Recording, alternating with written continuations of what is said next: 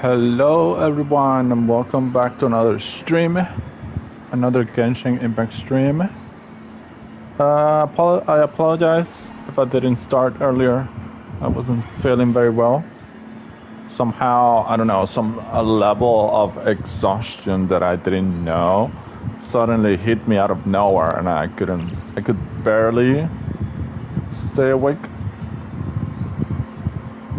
Okay, this is something new. This is something that I'd never heard before. What's this swirling and whispering I'm hearing from the Tower of the Gods?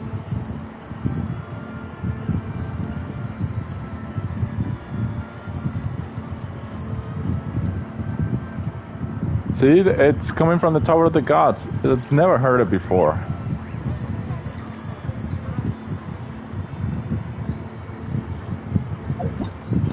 Anyway, tonight, instead of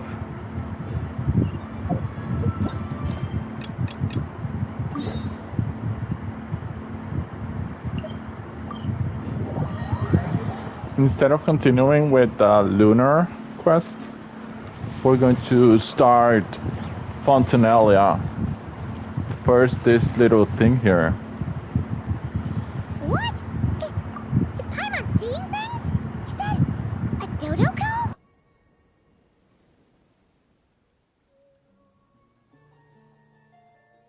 No! There really is a Dodoko over there! And it looks just like... It looks like Barbeloth! Oh my, what a coincidence this is. Traveler? Paimon? Why is there something so fishy about hearing such a powerful fortune teller use the word coincidence? Perhaps, but it's no lie. This truly is a pleasant surprise. As a descender from beyond this world, the traveler's fate is not anchored in Tevat. Hence why most fortune tellers, including myself, are unable to predict your future. Hence why most fortune tellers, including myself, are unable to predict your future. But happily, this particular coincidence couldn't have been any more fortuitous. I recently happened to glimpse a peculiar omen. Why did she repeat the same sentence twice? And since I had some free time, I decided to perform a brief divination and follow the omen's course. Just for a spot of fun, you understand. Oh yes, and while I was following this omen, I caught a few ethereal threads of fate and glimpsed the faces of their owners. Here, take a look for yourselves.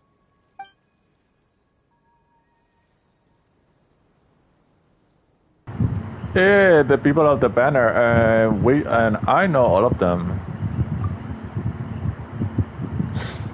See? Didn't I tell you? Someone with so many friends was bound to recognize them all. Alice? Hi, you two. It's been a while, hasn't it? I thought I'd lend a hand with Barbie's divination. Indeed, if Alice hadn't insisted, I'd have treated these names as minor variables and discarded them from the divination. But then you would have missed out on this fun little excursion, wouldn't you? Besides, as mages, we couldn't possibly disappoint the little cuties involved in the prophecy now, could we? It's the dream of every child to receive wonderful gifts, go on grand undertakings, and watch mysterious prophecies unfold. Which is all to say, we simply had to see this one through. And there's no point arguing with Alice.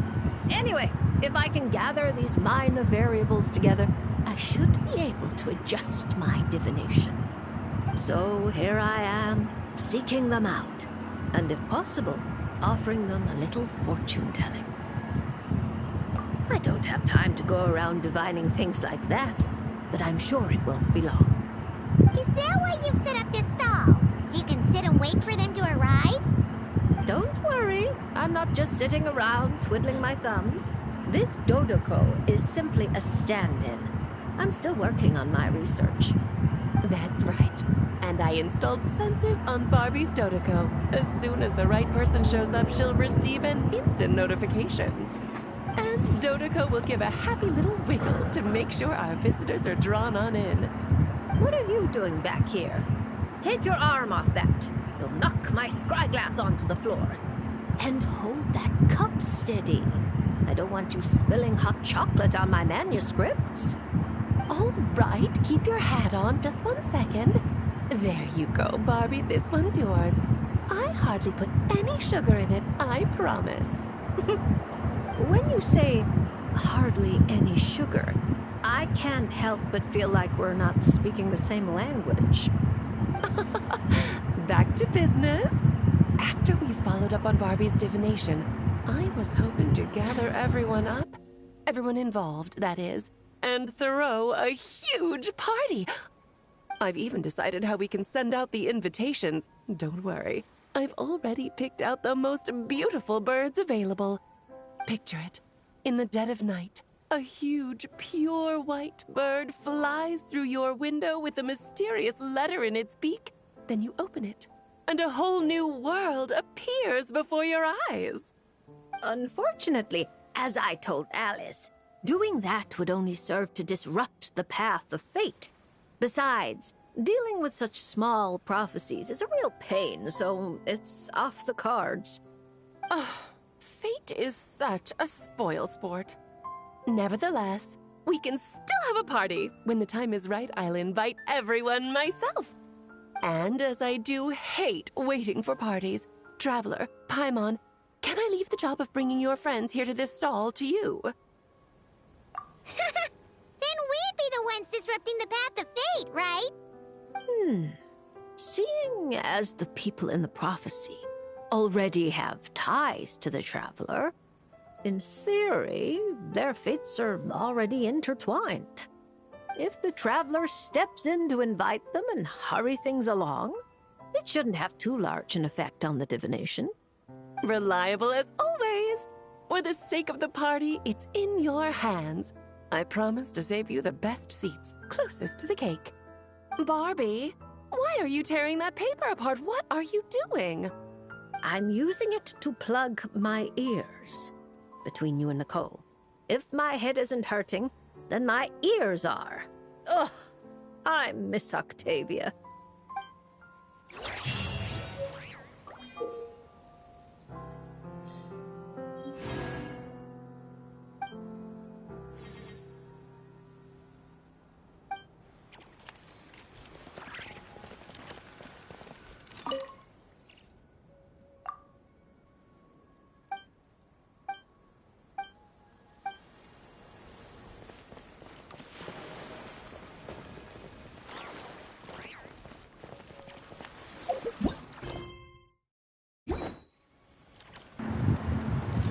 Wait, so when they say the relevant quest, does this mean that... What, is there like an item that I can... Okay, so...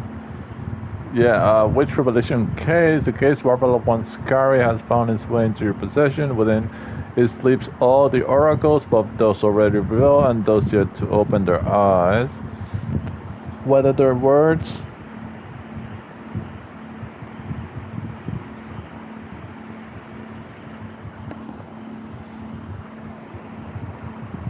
May one day steer the course of fate. Barbara will only say this. Haha, the true colors of fate are never meant to be revealed lightly. Besides, the future with secrets yet to unfold is far more delightful. Do you not agree?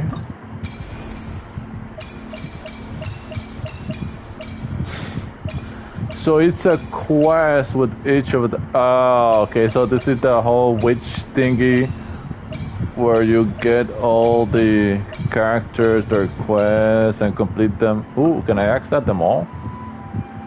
Hello there, Lady Trismegistus. Oh, such perfect pronunciation. I can only assume we share a friend.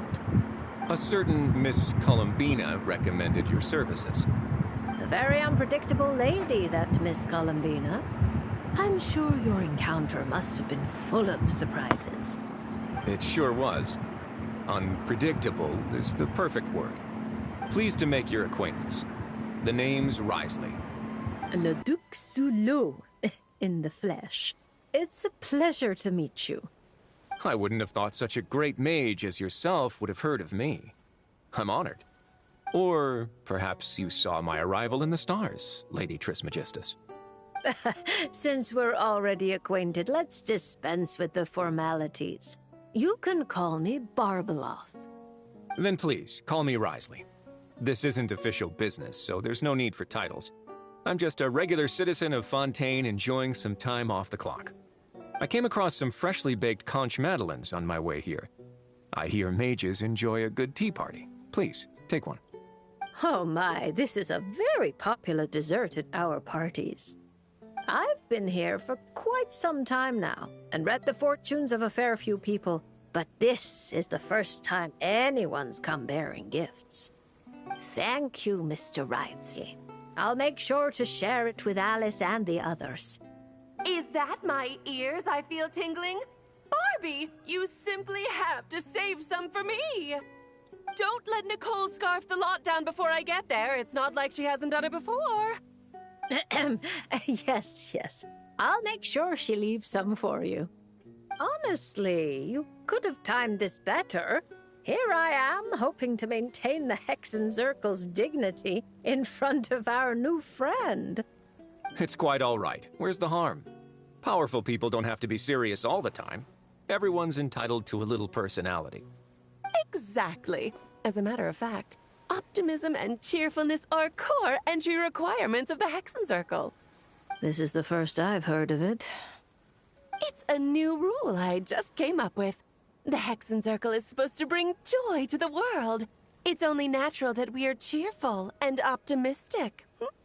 Speaking only for myself, I support everyone enjoying life however they please. Provided no laws are broken, of course. That's a provision you might struggle to get Alice to stick to. Oh my. Well, this is a concern. You two do realize I'm still here, right? Besides, I'm not going to do anything criminal in front of the administrator of the Fortress of Meripede. And even if I was, I imagine your rooms are more spacious than the Knights of Favonius' solitary confinement room. Isn't that right, Mr. Risley? As though a mere solitary confinement room could hold a legendary mage such as yourself. I'm sure Lady Alice has willingly accepted her punishment, no doubt due to her humility and unimpeachable trustworthiness. Exactly. You couldn't be more right. Please stop, Mr. Risley. You really shouldn't encourage her. Once she's in a good mood, there's no telling what Alice might do. That's right! The Traveler's the honorary knight of the Knights of Favonius, you know. No talking bad about the solitary confinement room behind his back. Does that mean it's up to the honorary knight to chase down escaped mages? That would make for a wonderful show. Please be sure to invite me. You just love watching the drama unfold. Still, Hyman didn't expect you to come here by yourself, Risley. That saves us a trip underwater to fetch you. Speaking of which, it's about time we got down to business. Mr. Risley, whether out of respect for Miss Colombina or as thanks for your confectionery, please draw a lunar arcanum. Perhaps a gift from fate lies hidden within. Does that count as a prophecy? You could say that. Then no Fontanian would fail to take it seriously.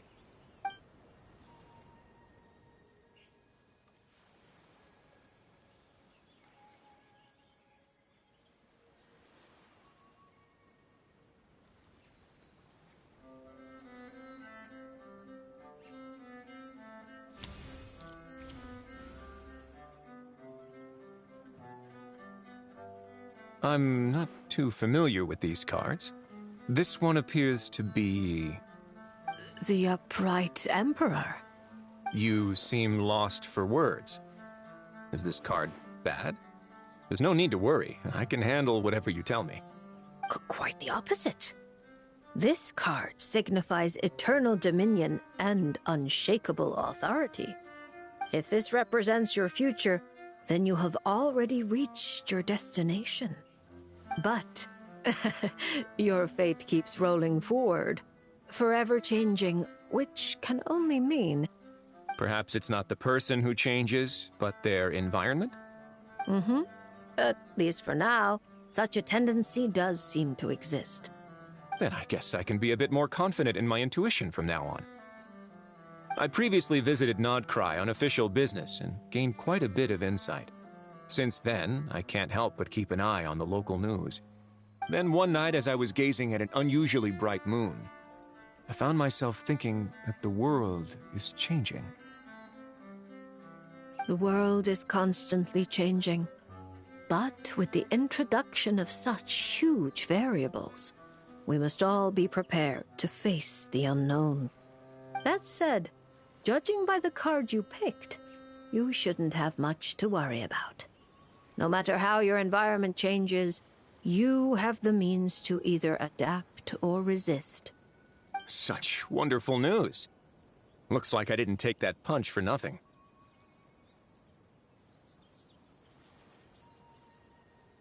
As a matter of curiosity, I have a somewhat presumptuous question to ask.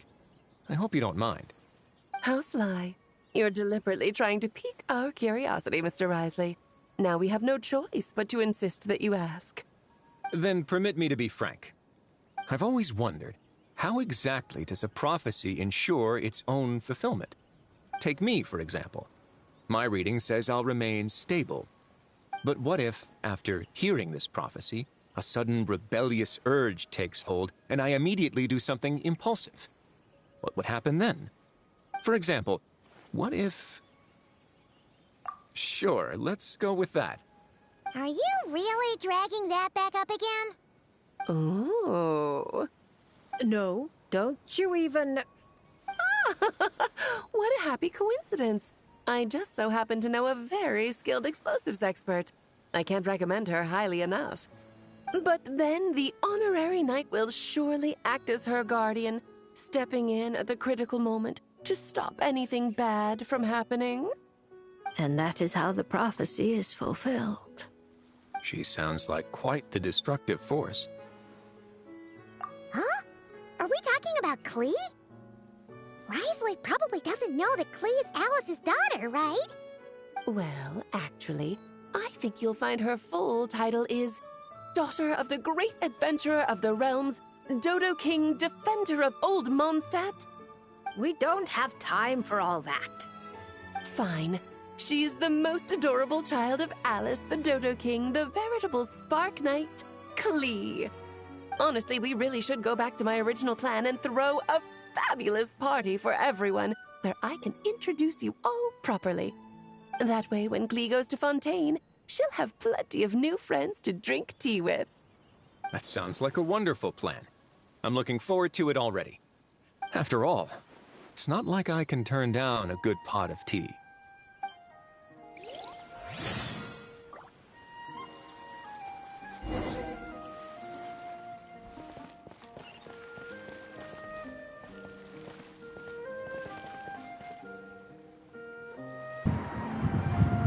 Wait, so that just started off right off the bat without letting me know if I wanted to or not. So the first story was Risley and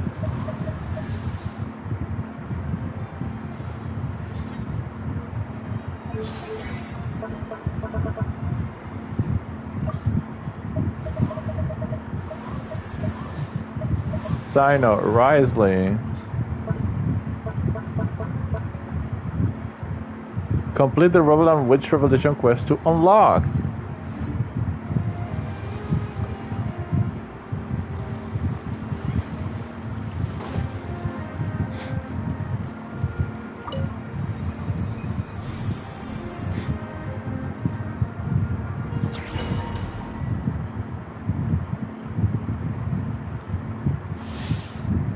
Which swords?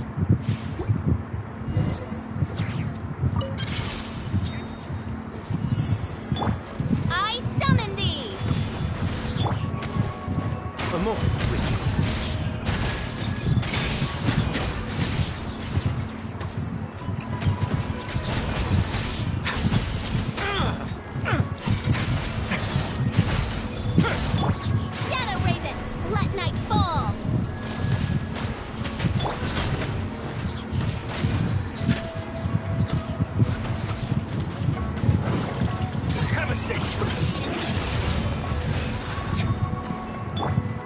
Oz, reveal thyself!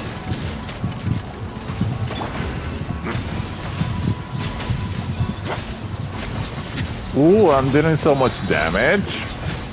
8,000, 6,000.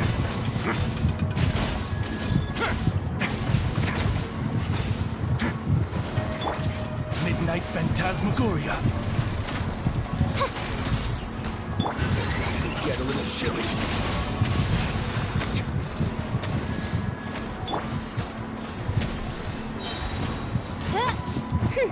By royal decree.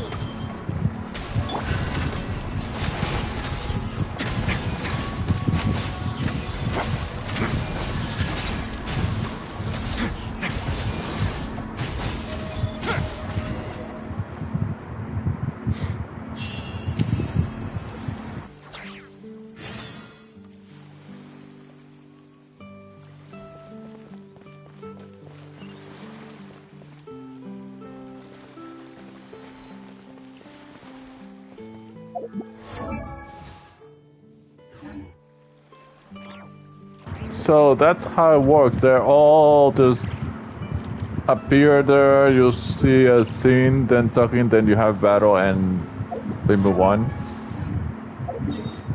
But Risley started talking about Columbina, and we haven't even, you know, started the quest, the Fontinalia quest.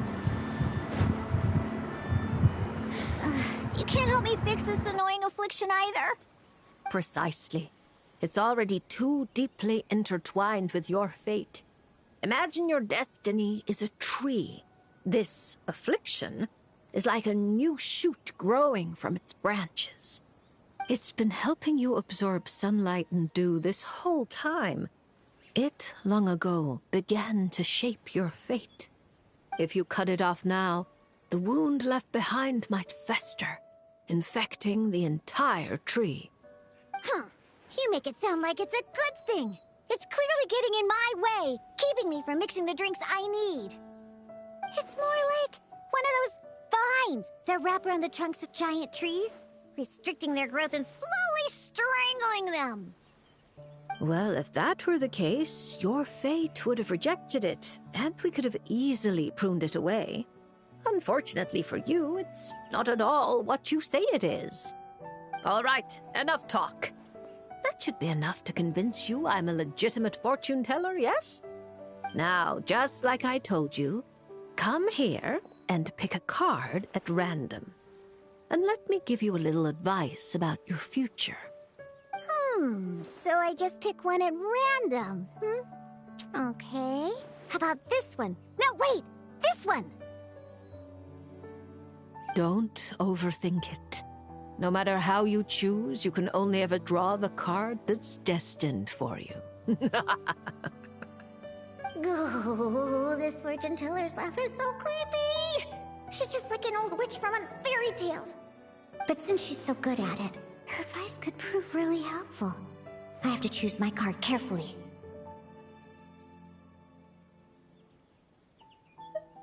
Huh? Traveler? Paimon? True to form. Here you are at just the right moment.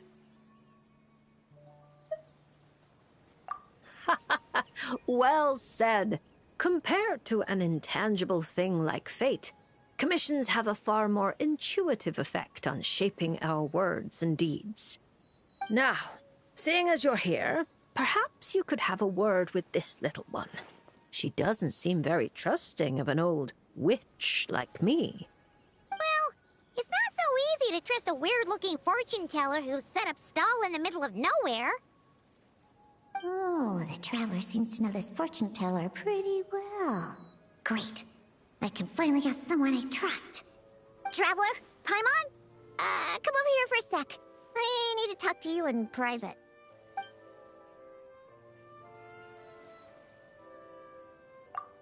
Looking for new ingredients, of course. My previous approach to mixing drinks was far too narrow-minded. I kept limiting myself to actual food. Paimon wouldn't exactly call the things you put in your drinks food, Diona. Well, It's all technically edible, as long as you grit your teeth and close your eyes. It's stuff you can force yourself to swallow. Exactly! I've already found a bunch of rusted screws, scrapped cables, coagulated chunks of grease, dust bunnies, toe jam. And it's all thanks to that guy from the Fontaine Research Institute who makes Fanta. He's been a real help. Well, I heard that really tasty fizzy drink stuff comes from the Fontaine Research Institute, so I headed over to take a look.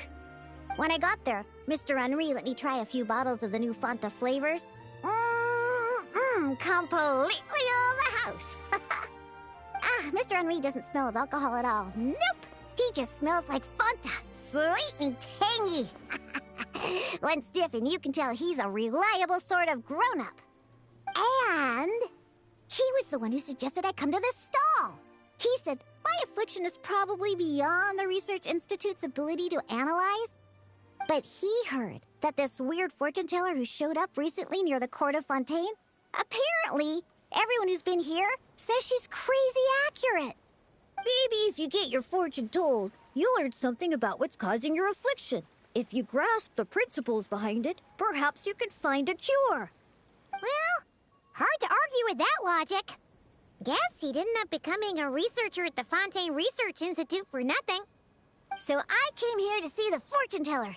As soon as I walked over, she stopped me and said there was a strange disturbance surrounding me. Before I could ask, she blurted out all the answers to my questions. But the scientific logic of the Fontaine Research Institute doesn't directly apply to divination. Even if you understand the principles, it doesn't mean the solution will be easy to come by. Just like I told you. Mysticism isn't built of bearings and bolts, and I can't simply repair your fate for you. Oh, are you telling me nothing can be changed? Then what's the point of drawing a card? By drawing a card, you may just find a tiny missing gear to fit into the wheel of fate. It may seem insignificant, but when installed correctly, the tiniest gears can still drive massive mechanisms. You're not just humoring me, are you? Traveler, what do you think? All right, if you say so. Then I'll take one.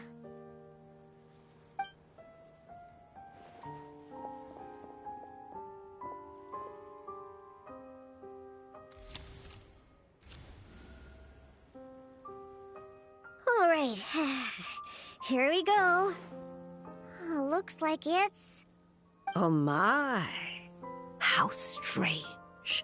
To think the disturbance surrounding you has grown with such vigor. It's no longer a shoot, but a sturdy branch. How curious. Huh? What are you saying? Does this mean the drinks I mix will taste even better from now on?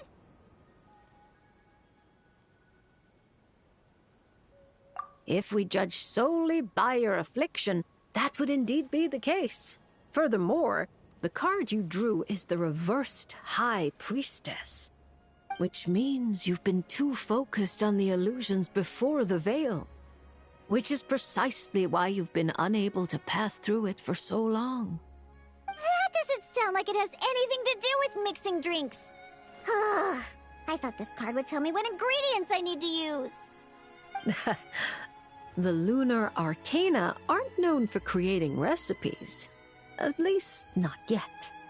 But mixing drinks isn't the only way to find the answers you're looking for. The answer is to teach those old booze hounds a lesson, so they never get drunk and cause trouble again. You're certainly driven, but while your body moves forward, your heart remains stuck. That's not true. I hate those weird old drunkards from the bottom of my heart, especially... I see. Then, have you talked to the one who fills your heart the most? What? How did you know I was thinking about one person in particular? I didn't even... Through divination, of course. Perhaps you should cast aside your impatience and confused emotions and tell him how you truly feel. You might find it more effective than trying to mix the most disgusting drinks in the world. There's no way he'll listen. Once he started drinking, he doesn't listen to anyone. Perhaps that was true before. But now, you found a tiny gear from the Wheel of Fate. Return to its rightful place. Certain things might undergo subtle changes. You mean that? But it is just a card. Of course not that. I'm talking about your heart. Something which has already begun to change. My heart hasn't changed at all. Now, I need to go look for ingredients. How much is the divination fee? I can pay it in full. Oh my, what a well-mannered child. Much more endearing than that other little brat. But there's no need for a fee. Just consider this a gift from a witch. Thank you. If you ever come to Mondstadt, I can treat you to a drink.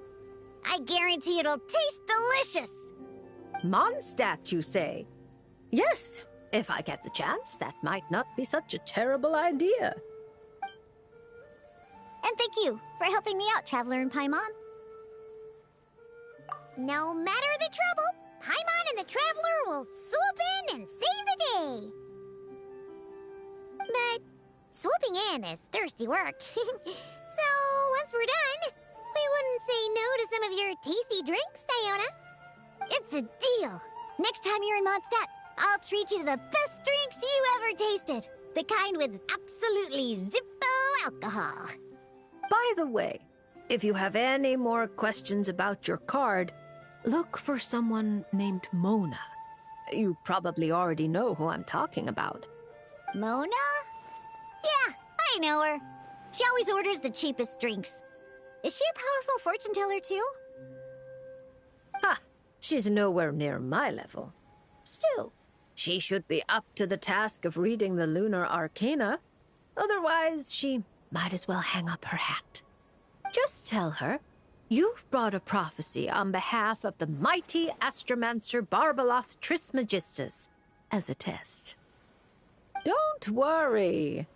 As long as you say that, she'll do her best to interpret it for you.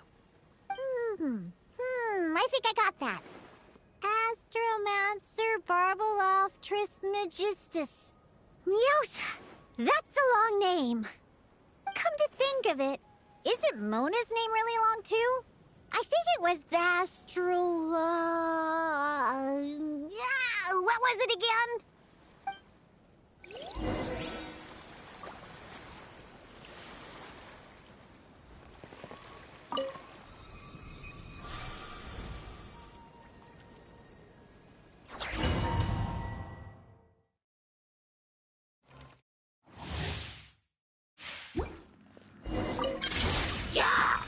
Shake it and stir!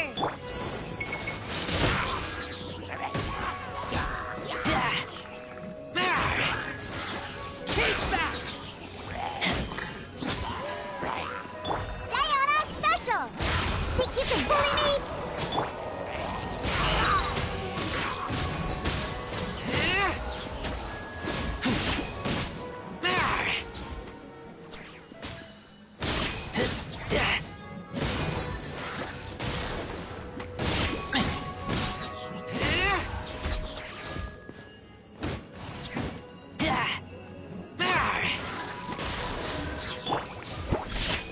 Look at you, booze hound!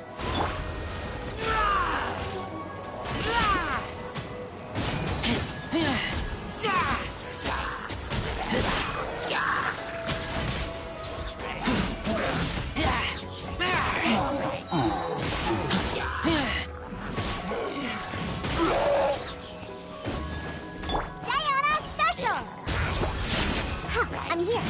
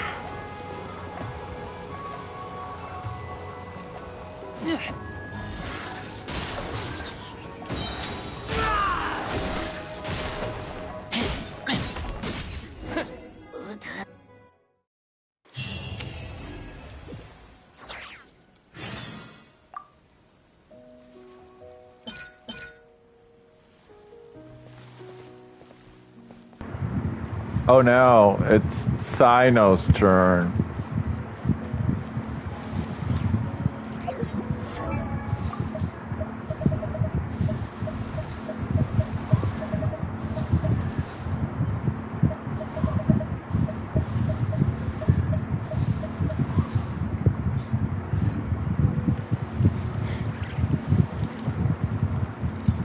Are you sure you can't make a copy of this card back for me? Absolutely certain. It's very impressive.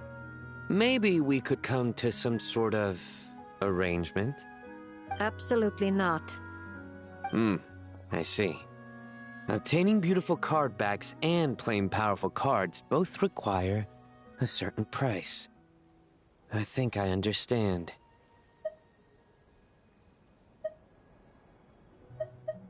Hey! You don't know why Sino's here? Maybe he came here to... I sure did. That's my buddy, all right. We're on completely the same wavelength. Seriously? There's a small gathering of TCG players taking place here in Fontaine. I heard participants get event-exclusive card holders for free. There were no pressing matters at the Academia, so I came over. Even if there were pressing matters, Paimon has a sneaking suspicion you would have found a way to make them not so pressing. You're right. I managed to finish almost all of my work after only 2 weeks of overtime. Sethos helped out too, so I promised to bring him a card holder for his trouble. He's very good at paperwork. Well then, General Mahamatra, are you going to draw a card or not? Of course. You say this card will predict my future, right? Technically, not quite. But it's unlikely to cause much trouble if you choose to understand it that way. I see. Is this like that line in Duel Master? Stake your fate on the next card in the draw? And now, it's my turn to draw.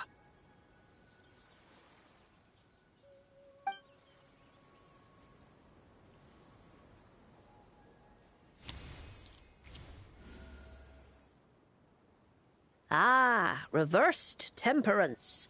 A fitting card for the General Mahamatra of the Sumeru Academia. Alice mentioned him a few times. She finds it funny that the stuffy old Academia has a General Mahamatra with such a well-developed sense of humor. Please thank her for the compliment. Now that I've drawn a card, what should I do next? Since it's reversed temperance, or rather, reversed artistry, I suggest you maintain a state of doing nothing for the time being. You've been acting rashly, and have nearly lost your footing on the narrow bridge of fate. It's because I've been playing too much cards, isn't it? Sethos and Tainari told me the same thing. I've already adjusted my schedule. I'm not talking about playing cards. I mean your working hours. Surely Genius Invocation TCG isn't the only thing that demands the General Mahamatra's full attention. My duties don't leave me much room to adjust them. You're used to bearing the pressure of such a busy schedule alone? There are other mantras. We share the pressure among us. But they all rely on you? Not just the mantras, but the researchers and the people of Sumeru. So many people put their faith in you, General Mahamatra. They never tell you. Perhaps they don't even realize it themselves. Why would they, when they're all so captivated by your unstoppable wit? But you can feel their gazes, looking to you night and day. Oh, and the shadow that walks beside you, he too is one of your burdens. You're used to leading the way, carrying the burdens of others.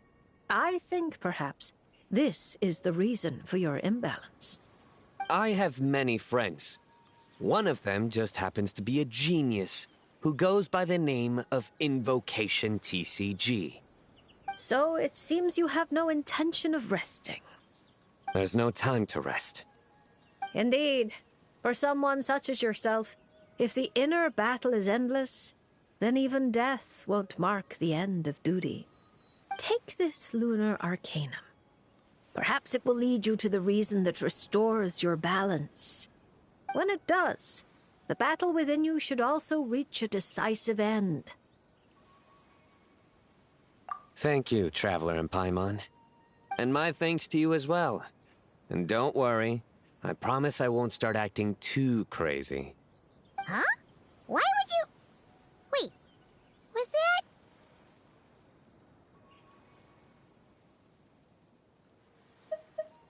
What does this have to do with acting crazy? Because now I have this card. People might accuse me of being a bona fide lunar-tic.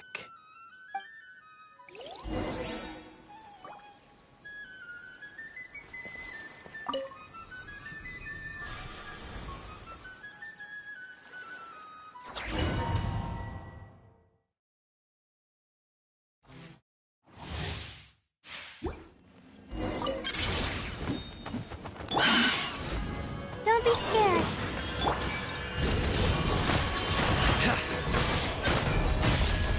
Guilty! Surrender!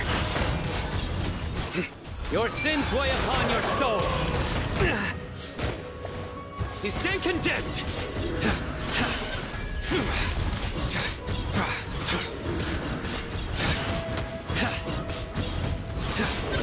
Your penance is due! You stand condemned!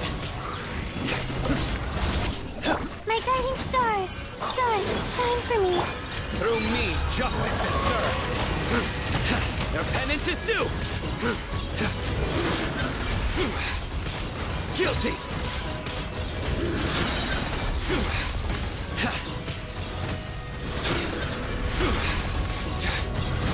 You stand condemned! Cold. Mine to the moon. The night is cold. Judgment is upon you!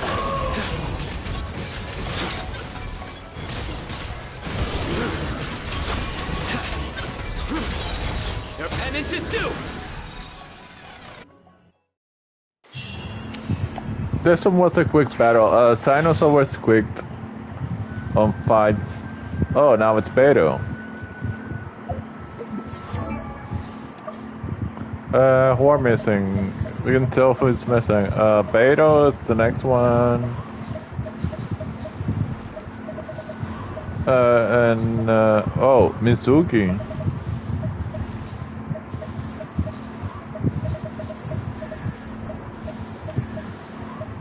Just Mizuki and Beto?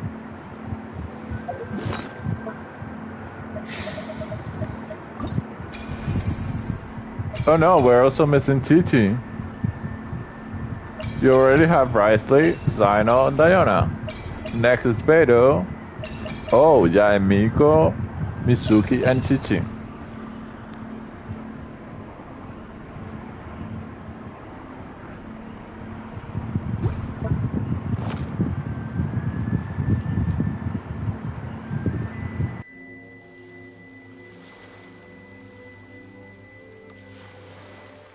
So what you're saying is that this card I drew is actually pretty good? Fate is simply fate. It makes no distinction between bad and good. However, talking solely about the upright strength card you drew, one of its interpretations actually fits your profession well. This card symbolizes passion, courage, confidence, and desire, as well as perfect, unfaltering love. No matter what surprises fate throws your way, I believe you will take control and steer a steady course. Oh, don't flatter me. By our rules, a good fortune means paying extra for the reading. Here, I'll leave my coin pouch with you. If you have time, could you read the fortunes of my crew? Haha, that's the first time I've received a request like this. We've sailed this ship from one corner of Tevat to the other, braving the winds and waves. After so many years at sea, there isn't one among them who doesn't harbor troubles of their own. I may be their captain, but there are things even I can't help them with. So, running into a fortune teller like you, it made me think you might be able to help set their minds at ease. As for recompense, that won't be a problem. We've done good business on our way here and dragged in quite the haul. As intriguing an offer as that is, I'm afraid I'll have to pass. I fear there aren't enough cards in my deck for such a sizable crew. Ah, Traveler, Paimon. I haven't seen you in a long time. Are you here to have your fortunes read too? I'm here on business, of course. And to help a certain someone scout out new trade opportunities while I'm at it. Our esteemed Tianxuan, of course. Who knows what kind of scheme she's cooked up this time. A few days ago, completely out of the blue, she tells me there's good business to be had in Fontaine. Doesn't ask my opinion, just whips out a detailed itinerary and tells me to follow the trade route it outlines. Turns out, she'd already sent people to scout ahead. I haven't had any urgent business lately, so I went along with the whole thing.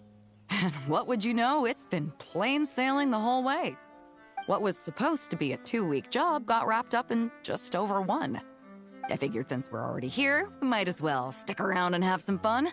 So I gave the crew some shore leave to kick back and relax. Matter of fact, just yesterday I booked an event space at the Hotel de Boer and the lot of us drank up a storm. The crew's still sleeping it off at the hotel, so I thought I'd venture out for some fresh air and to sober up. But I only made it a few steps before this, fortune teller stopped me and asked me to draw a card. Here, it's the strength card. Looks like a good one, and since it's the right side up, I think that makes it even better. Upright strength. How should Paimon put this? It really does suit you, Beto. It certainly does. Now, let me explain the other meaning it holds. Don't tell me. It's bad news. I wouldn't say it's good or bad, and it's not directly related to your fortune either. Just a little after-class musing, now that your reading is over. It's clear that you possess both powerful outer strength and an indomitable inner spirit. To borrow a metaphor, you're a lantern in the dark night. You dispel the darkness and guide lost souls on their forward paths. But you must know that it's not only the lost and weak who are attracted to the glow. Bugs cling to the lantern, competing for light and heat.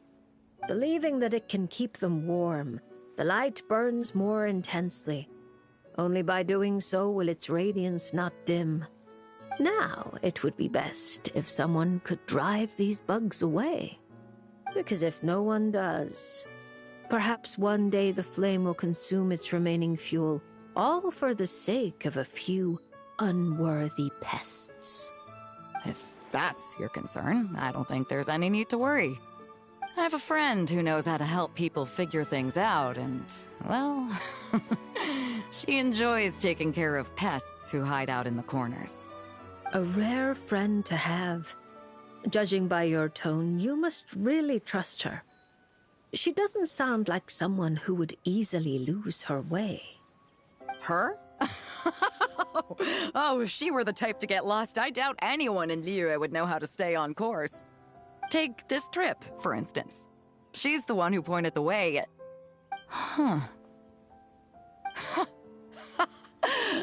It all makes sense now.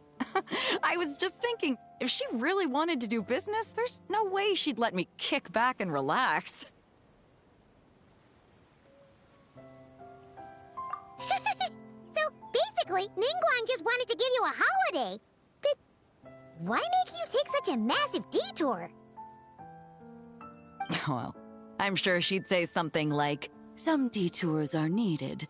Only by taking them can the shortcuts be found." I'll never be able to unravel the twists and turns of her mind. Well, she still needs me to help expand her trade routes, though, so it's not like she'd do me harm. As her strength card, I'll remain up front, breaking the waves and forging a path ahead. Whoa! Oh, look at the time. I'd better head back and check on my crew. See if I can't sober them up a little, get them shipshape and ready to sail.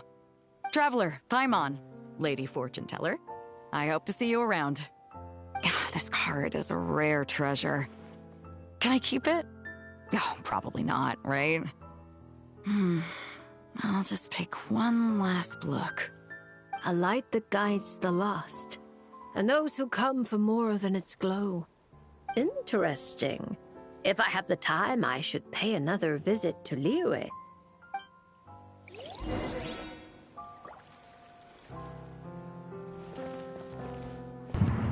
That's Beto for you.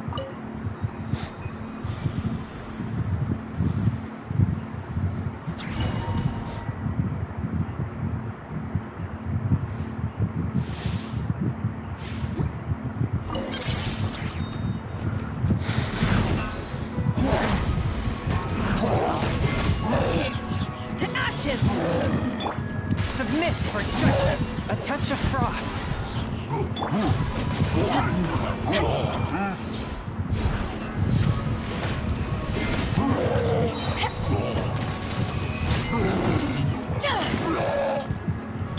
Spirit blade.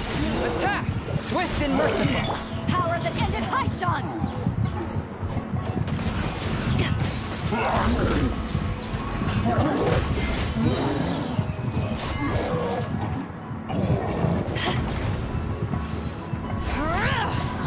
From whence you came. A touch of frost. To ashes!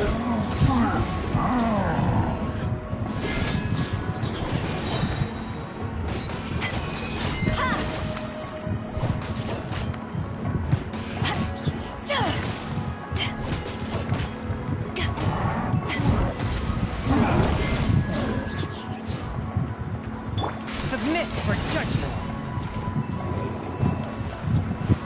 Forth, my blade. Power that ended Haishan!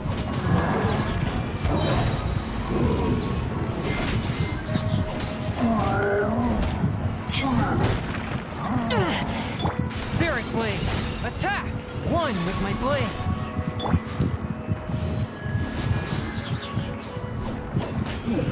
To ashes!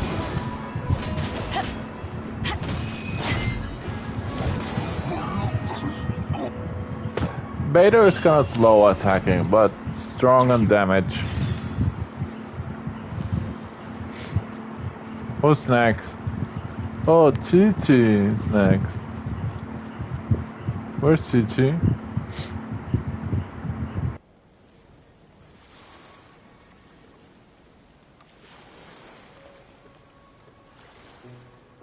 Is it coming back to you yet, Chi-Chi? Oh, I'm sorry. There's no need to apologize. We still have a long way before we get to the Palais Mermonia. Let's keep walking for now. I'm sure you'll remember where your home is soon. Look, it's Chi-Chi, and she's with the Melozine. Huh, that's a combo Paimon wasn't expecting to see. Traveler and Paimon. You know Chi-Chi? Fantastic news! I ran into her while investigating near Lumadus Harbor. Judging by her size, I figured she was a human child. She is a child, right? I am...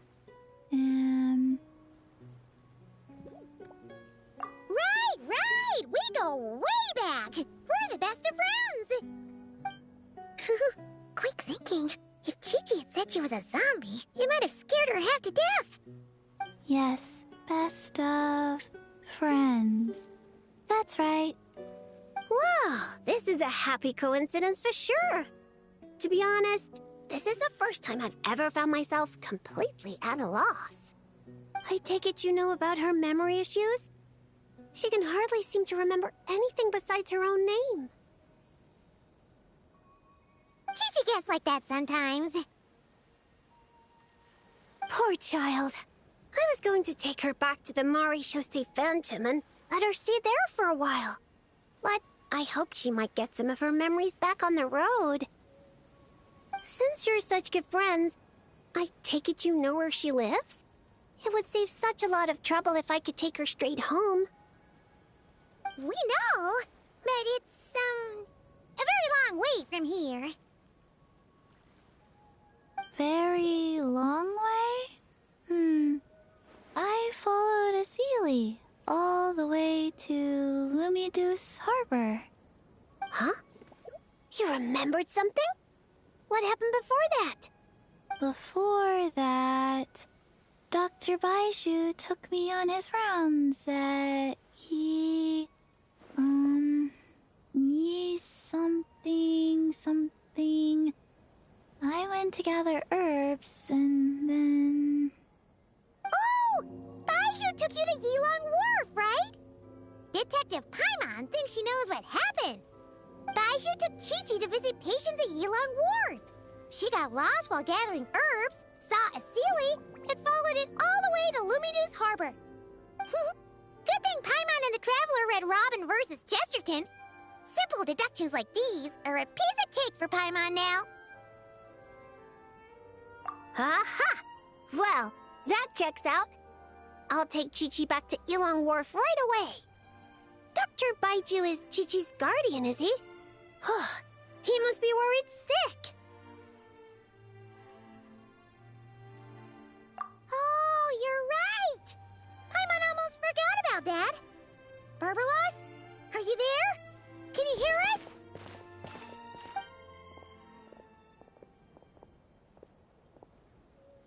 No need to shout.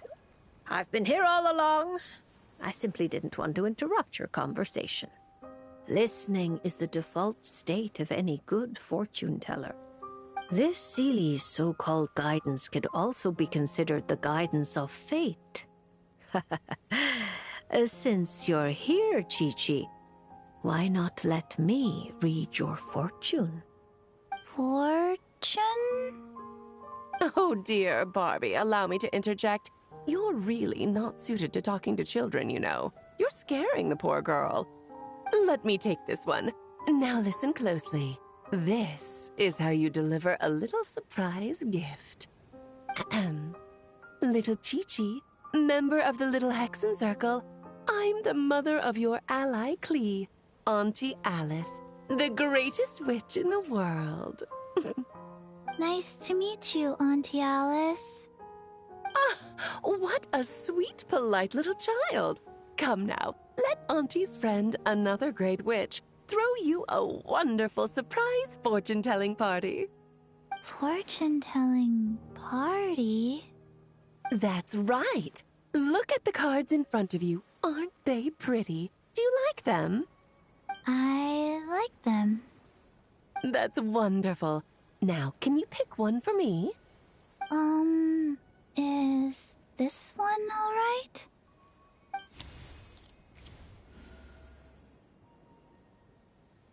Of course. And because you were so wonderfully well behaved, that card is yours to keep. Thank you. All right, Barbie, break time's over. Come help little Chi-Chi with her reading.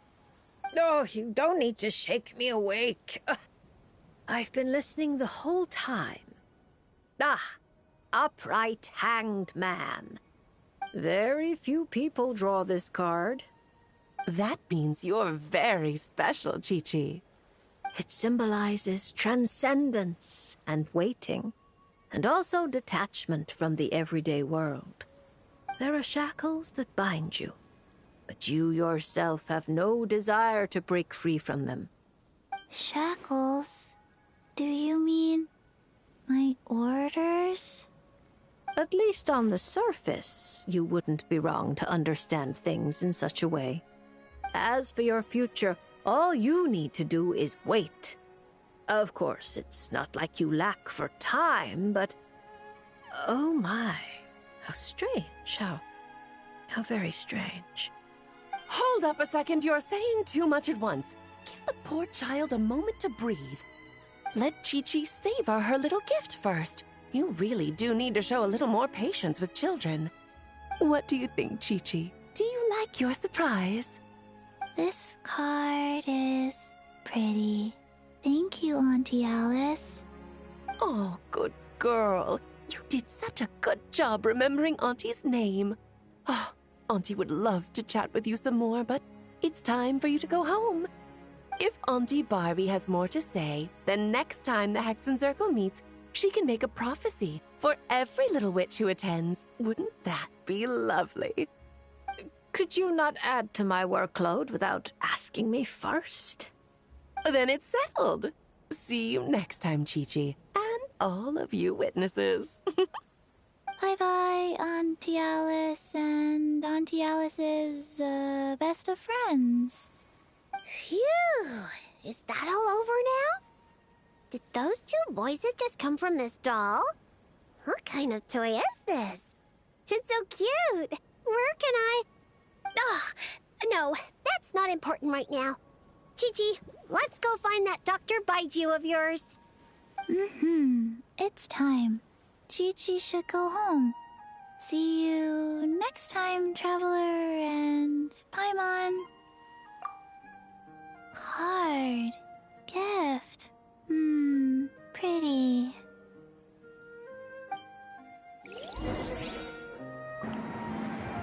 Aw, Chi-Chi.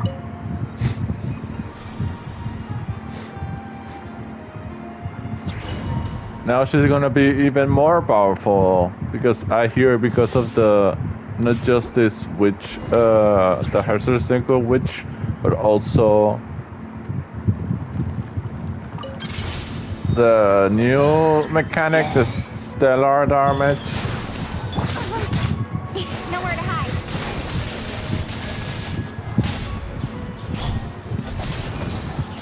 Opening box of Adeptitrix. Rise. Cut to the chase.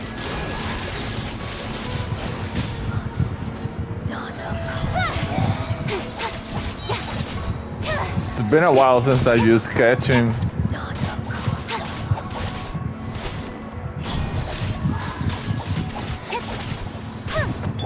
Wheel of life.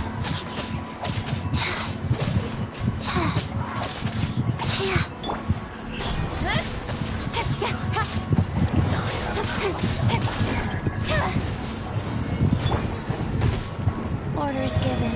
Orders received.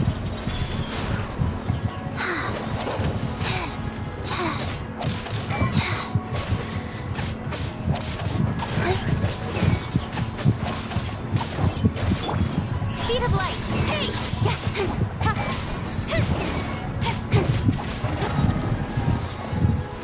Nowhere to hide. Go.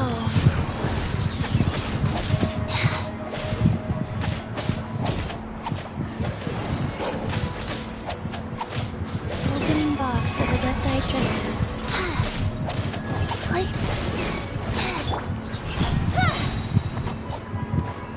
Cut to the chase.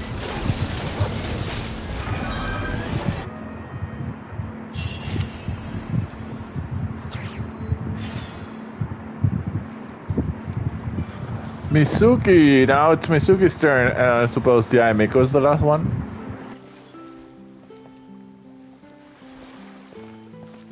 Huh? Isn't that Mizuki and her two mini Baku? Are they talking to Barbeloth already?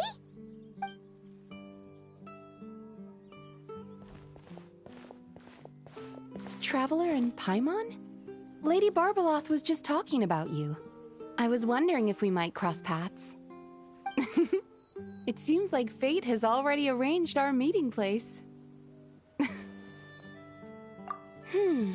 I suppose you could say that. If the prep work for this educational film about psychology I'm doing goes smoothly, I should indeed have time for some leisure. Though until then, I still need to focus on my work.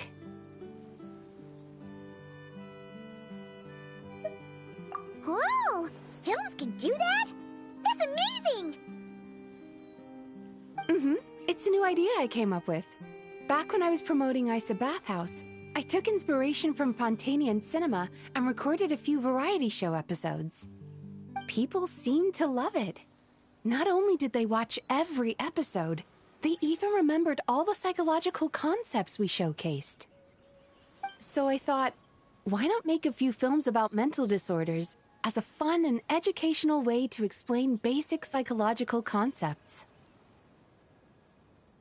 If I can raise everyone's basic awareness, perhaps people can develop a more objective understanding of what mental disorders are.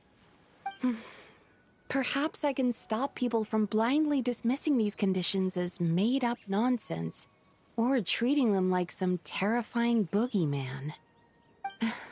And maybe my future therapy sessions will go a little more smoothly. That's right. After all, illnesses of the mind are invisible and hard to pin down. Trying to get a hold on them, or even just detecting their existence, is sometimes far from easy. But even I don't know how to pin them down to fit neatly into a script. I'm a bit embarrassed to admit it, but even though I've written quite a few papers about mental health, I'm completely stuck when it comes to writing a film script. Sometimes I stay cooped up in my room all day, endlessly going over a few lines of dialogue or a few seconds of plot. Even then, I might come away with nothing to show at the end of it. Maybe you're just missing a little spark of inspiration. When Paimon and the Traveler get stuck on one thing, we do something else, and then, ding! The answer just pops into our heads. It seems like great minds think alike, Paimon. That's why I came here, to experience a form of divination quite unlike the fortune slips I'm used to. I'm hoping this mage's lunar arcana can bring me some fresh inspiration. Inspiration. Anya once said that she wanted to write a fairy tale for every card in the lunar arcana. But there were so many stories she wanted to write, and so little time. Since you're looking for inspiration, go ahead and draw a card, Miss Yokai. I hope that mage's unfinished fairy tale can lead you to the inspiration for your own story. All right, Lady Barbeloth. But most of what I know about divination relates to the Grand Narukami Shrine. Fortune-telling with cards is a first for me. If I do anything that breaks the proper ritual etiquette, please set me straight.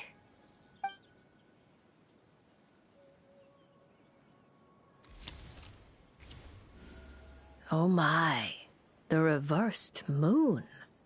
The upright and reversed meanings of the moon are similar. Escapism, illusion, self-deception. Like someone traveling beneath a dark moon, having lost their way forward, but not knowing how to break free. Yeah. Why does the meaning of this card sound like a warning? Paimon's got a really bad feeling about this. However, since Miss Yume Mizuki can still hear this prophecy, it means the situation is not yet too dire. With a little effort, you may be able to exit the haze that obscures your path ahead and find what you seek. Escapism, illusion, and self-deception? Taking the card at face value, yes. To put it more plainly, you're running from an answer that's right before your eyes, searching far when you should be looking near. Are you saying there's someone who can review my script standing right in front of me? It's not limited to just the script, but how you interpret the meaning behind the card is entirely up to you. The answer is right in front of my eyes, yet I'm searching far when I should be looking near. I think I understand what you're getting at. When you put it like that, I really have been deceiving myself. Or rather, I couldn't help but search far when I should be looking near. I thought about visiting Yae Publishing House and asking Guje Yae for advice, But then... From a clinical perspective, I suppose this counts as unconscious avoidance. Thank you for your divination, Lady Barbeloth. You really helped me find inspiration after all. There's no need to thank me. I did nothing. You untangled the threads of fate yourself. I merely placed the loose ends in your hands. However, Guji Yae is also someone swept along by fate. Intertwining threads often bring trouble. With that in mind, keeping your distance wouldn't necessarily be a bad thing. If I simply asked for some feedback on my script, surely that wouldn't bring fate into the mix, would it? As I said, how you interpret things is not up to me, Miss Yume Mizuki. I cannot see every twist in your future from reading a single card. Who can perceive every obstacle on the path of fate before it trips them up? Sometimes it's just like that little brat said. Fate is called as such, for it cannot be changed, nor can it be reversed. It can only but be accepted. Anyway, Miss Yokai, I look forward to watching your film.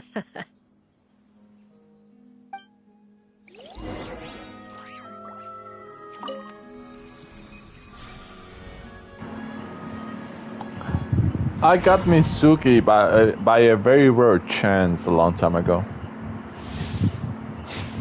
I wasn't actually looking for her. Don't be scared. My guiding stars. Yachan, Taechan, let's go!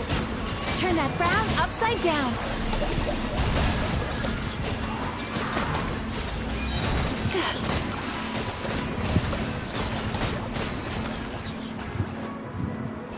Stars, shine for me. Not now. Sweet dreams!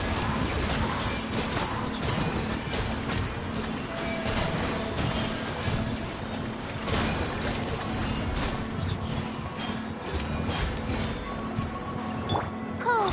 Mine's a command. The night is cold.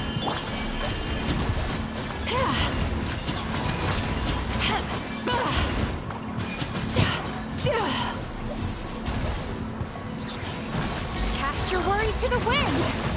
Turn that frown upside down.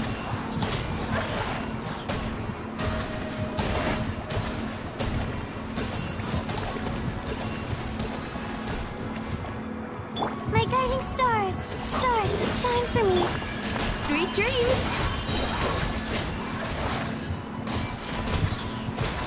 To the very finally. To the very... Not now. Cold. Mine's a command. Finally,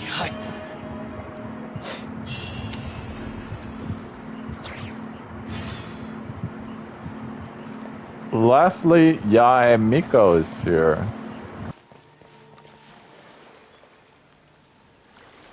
Oh, look! Miko's over there! Paimon gets the feeling things are about to get stressful. You remember the Mikawa Flower Festival, right? Sure, everything turned out for the best, but it was a real headache to get there. But not this time! We're not the ones doing labor, so we definitely won't... Well, well, traveler, Paimon. To think we'd run into each other all the way out here in Fontaine. So, what are you... Oh! Miko! Did you hear that just now? No, I didn't hear a thing. But judging by your expression, I doubt it was anything...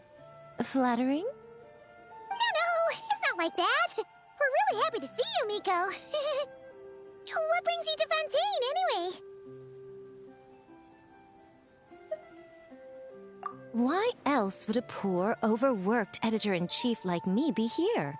I'm toiling away on Yae Publishing House business, of course. I had just bought a box of new books and was planning to take them back for my editors to study. When who should I see but an old friend of mine lingering at this fortune-telling booth for the longest time? Back home, She rarely visits the shrine to draw fortune slips, so her sudden interest in fortune-telling was quite the surprise. So I came to get a reading, if only to satisfy my curiosity. Huh? You're finished already? Why didn't you say so sooner? My, taking such an interest in my future, are we? If you want to know, I might be persuaded to let you see. However, you'll have to pay a price. Let me think. How about you sign on with Yai Publishing House? You can compile your adventures into a thrilling novel. Following the latest naming trends, we could call it I Picked Up Emergency Food at the Start, and Now I'm Invincible. Oh, we're going to sell so many copies. Who cares? As long as it's entertaining, you can make it as long as you want. I once published a light novel called The Horizon Beyond the Paradox. That book was as thick as a dictionary and spanned 8 volumes. Then there were 3 companion guides and 6 spin-offs. Stack them all up and they'd reach the ceiling. If you manage to churn out that much, then I, editor-in-chief, will edit it all personally. What do you say? Interesting. So, you don't want to see which card I drew, then? Yes! It turns out we're not that... Oh well, here it is. According to Lady Barbeloth, it's reversed justice.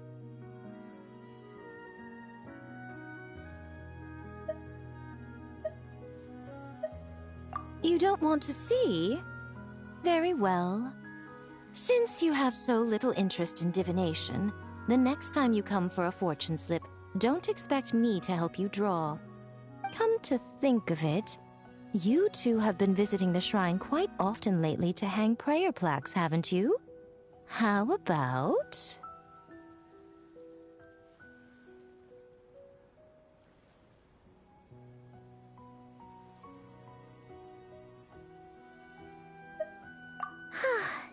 Seriously? So it would seem, but alas, the justice card I drew is reversed.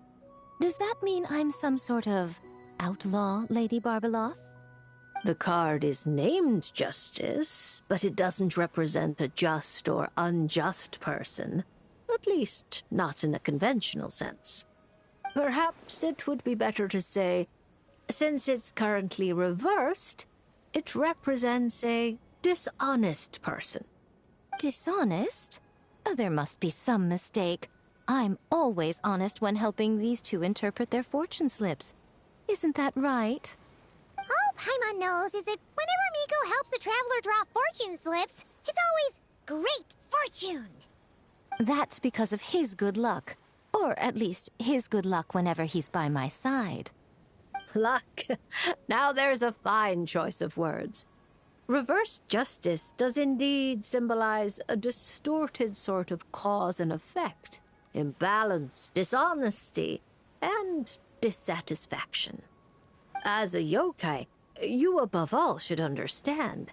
After all, the birth of a yokai is indelibly tied to desire. A yearning for something, an uncompleted dream, some unfinished undertaking, the pull of a certain emotion. All it takes is the slightest catalyst for these unsatisfied desires to take root and grow and sprout unexpected offshoots. And you, a great yokai of Inazuma, likely have a greater desire than most buried within your heart. But that's the limit of what I can see. After all, you only drew one card. What's more, reverse justice is known to be good at concealing lies, whether from others or oneself. How delightfully mystifying. Sounds just like something a shrine maiden might say when interpreting fortune slips. I certainly wasn't expecting to pick up any new jargon on this trip, but that one is quite good. Still, as good as it is, it doesn't really align with our shrine's way of doing things. So perhaps I'd better not teach it to the Shrine Maidens after all. Anyway, thank you for the divination, Lady Mage. Should you ever have the chance, do pay a visit to the Grand Narukami Shrine and allow me to return the favor. What do you say? I'm afraid my hydromancy keeps me far too busy.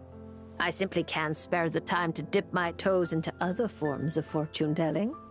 Though your fortune slips sound like something Nicole and Alice would enjoy, I'll be sure to tell them all about you. Wonderful. When the time comes, I shall personally preside over the drawing of fortune slips for your friends. I assure you, everyone will draw the most auspicious slips.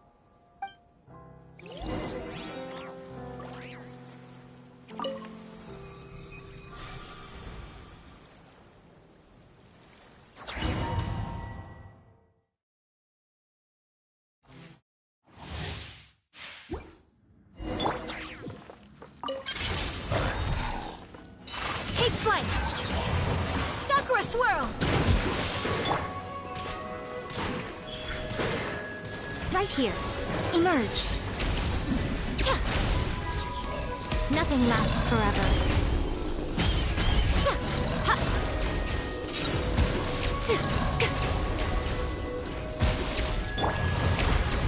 Whirling snow!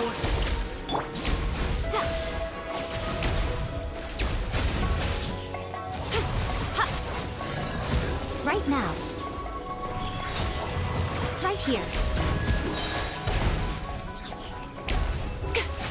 I'm always watching.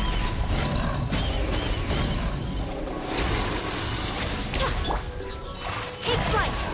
Kami-san to art! Sumetsu!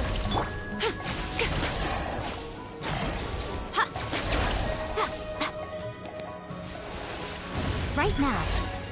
Right here.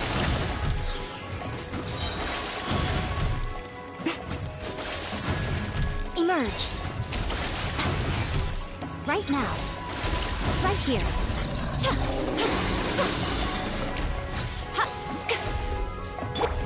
Sakura swirl! Whirling snow!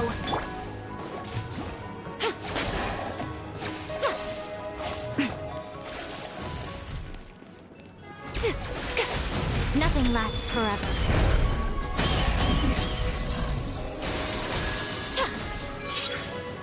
Right now.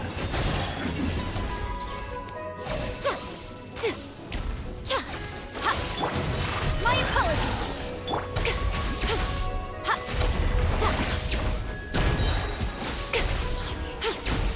I'm always watching.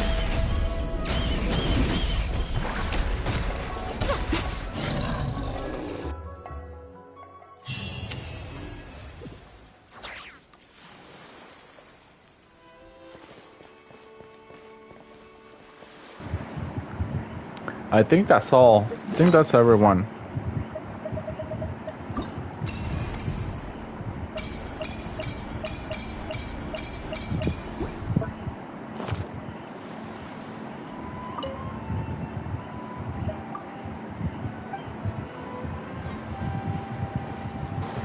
Yep, we got everyone. That's someone, not that. Let's start with Fontinalia.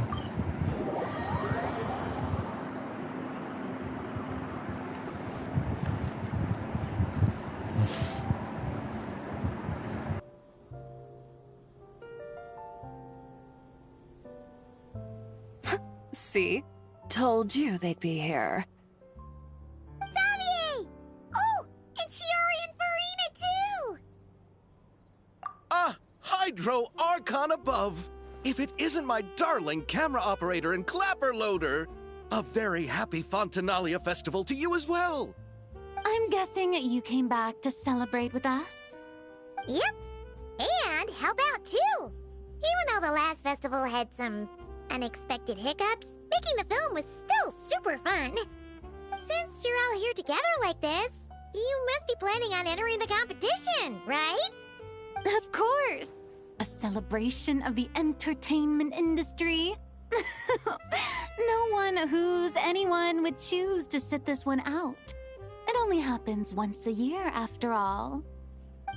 Fontaine Fashion Week might be more my speed, but the film festival brings in a lot of orders and boosts brand recognition, so I wasn't going to miss out either. A few new awards have been added this year, too.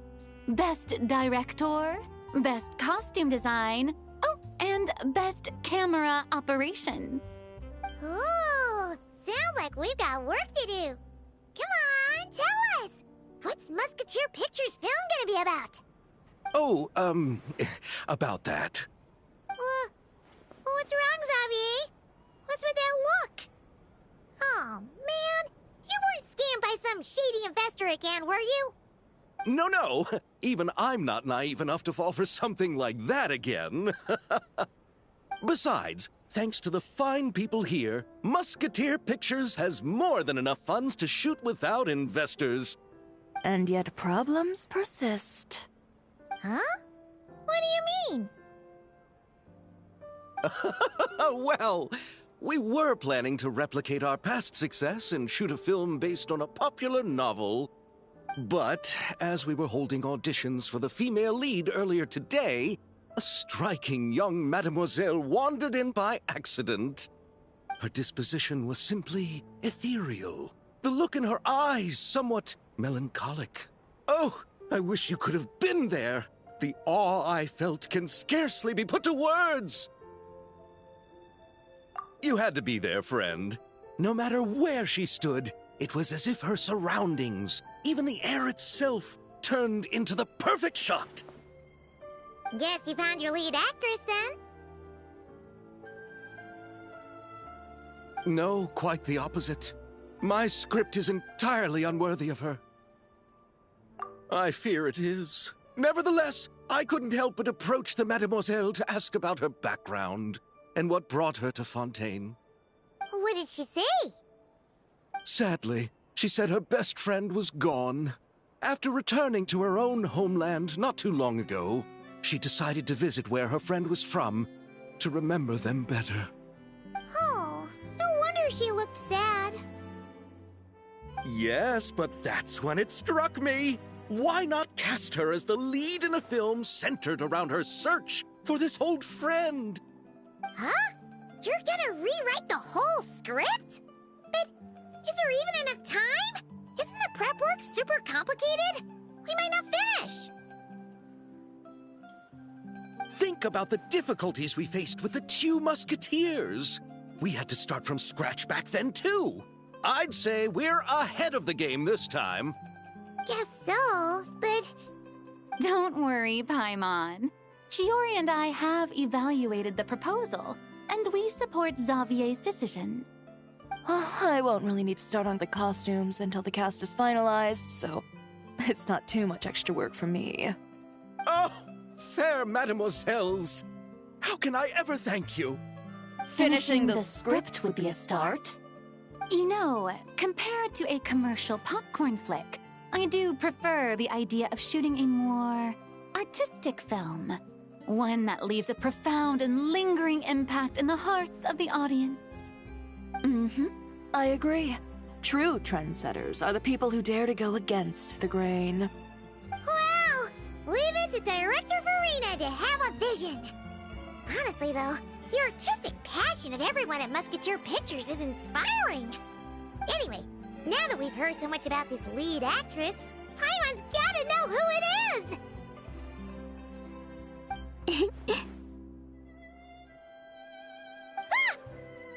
Columbina! What are you doing here? Hello. I was just walking past when I heard you talking about me, so I came over. Huh? You know Miss Columbina? Of course! Wait a second. Does this mean Columbina is the actress who inspired the whole rewrite?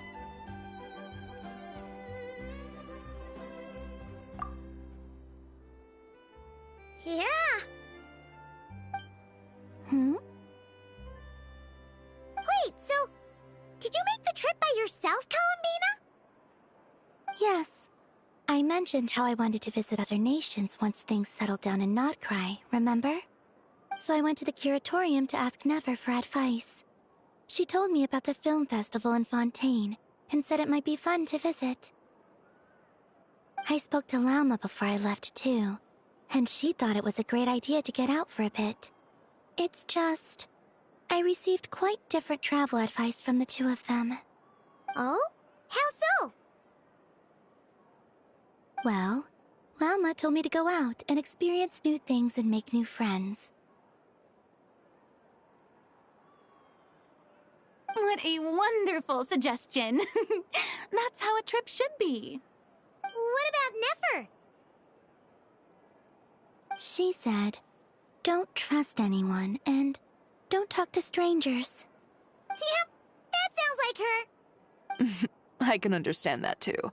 It shows this Nefer cares about you a great deal, Miss Columbina. Yes, so I plan on combining their advice. All I need to do is turn strangers into friends, and then I can talk to them. Huh. That kinda makes sense, but also not. Hey, Chiori. Oh, look who's back. Happy Fontinalia Festival, you two. Oh, looks like we have a superstar in our midst. How about an autograph, Big Shot? Haha, very funny.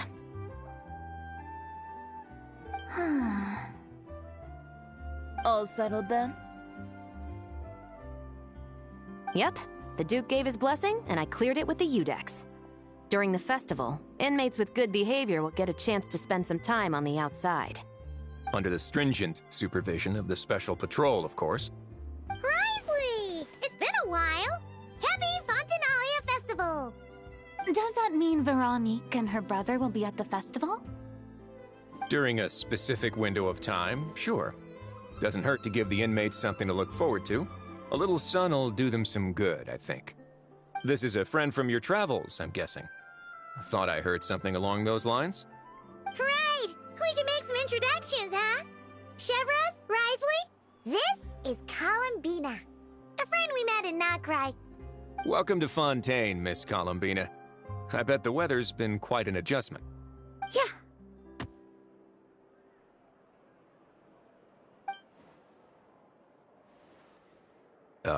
And not the good kind, I take it.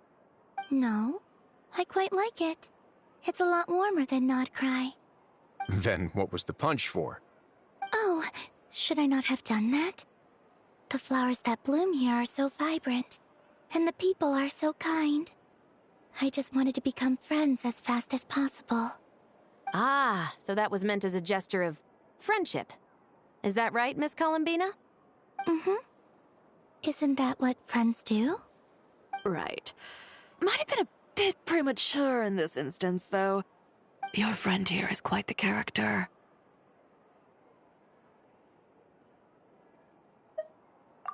Good thing we said something. You weren't seriously gonna go around punching every single person in Fontaine, were you? No, just the ones I wanted to be friends with. That's not... what Paimon's trying to say is, maybe keep the punches to a minimum until after you're friends with someone. If you say so. You're quite the character, Miss Columbina.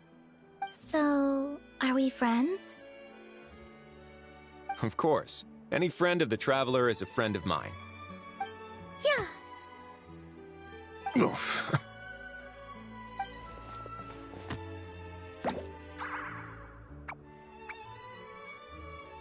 When it comes to friends, you sure know how to pick 'em. So Miss Columbina is the lead actress I've been hearing so much about. The whole thing about her aura is starting to make more sense. You gonna be part of the film this time too, Chevros? That was the plan. But now that Mr. Xavier has changed the direction, I don't think I'm in quite as many scenes. It's all for the best, though.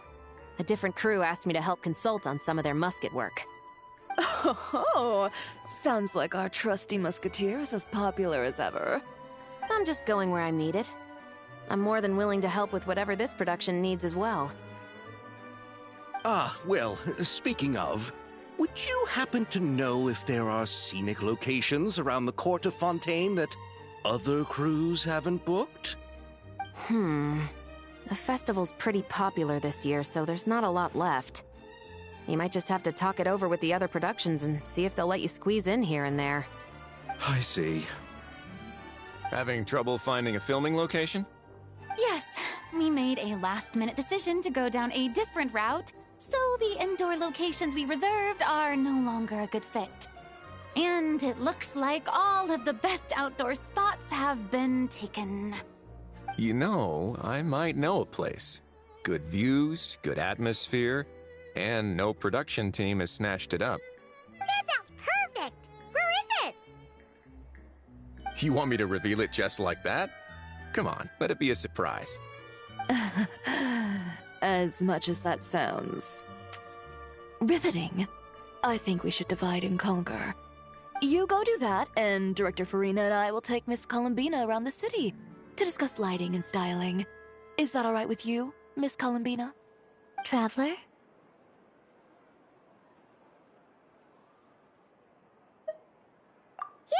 Everyone here is our friend! So don't worry about a thing and just focus on enjoying your trip. Okay. All right, then the Traveler and I will go check out this potential filming location. It might even give me some inspiration for the new script. I'll leave this to the Duke then. Until later, everyone. Maybe we'll run into each other on set. Okay then. Lead the way, Risley! Paimon's not built for suspense. Let's get this show on the road! Who said anything about roads? Huh?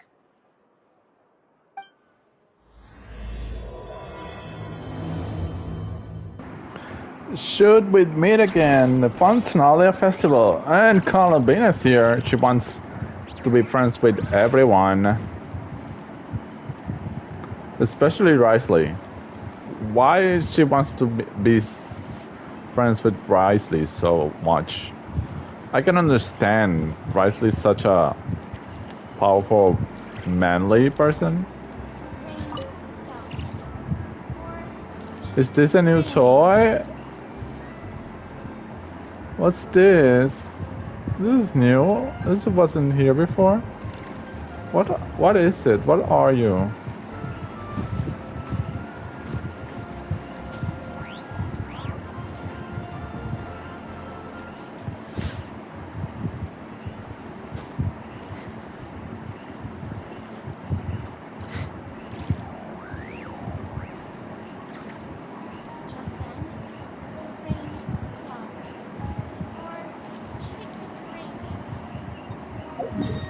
Oh, I love this music. Oh my god. Did they really added the ship?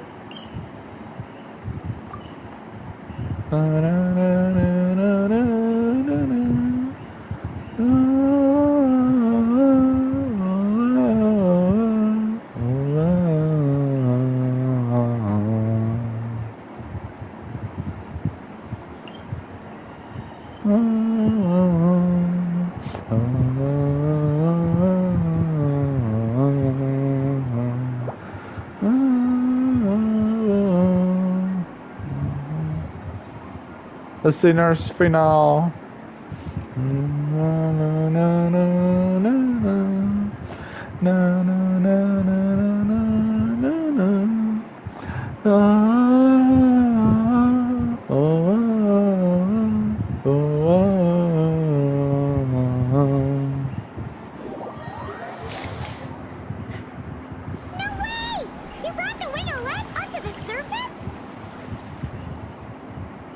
It'd make quite the grand backdrop for a film, don't you think?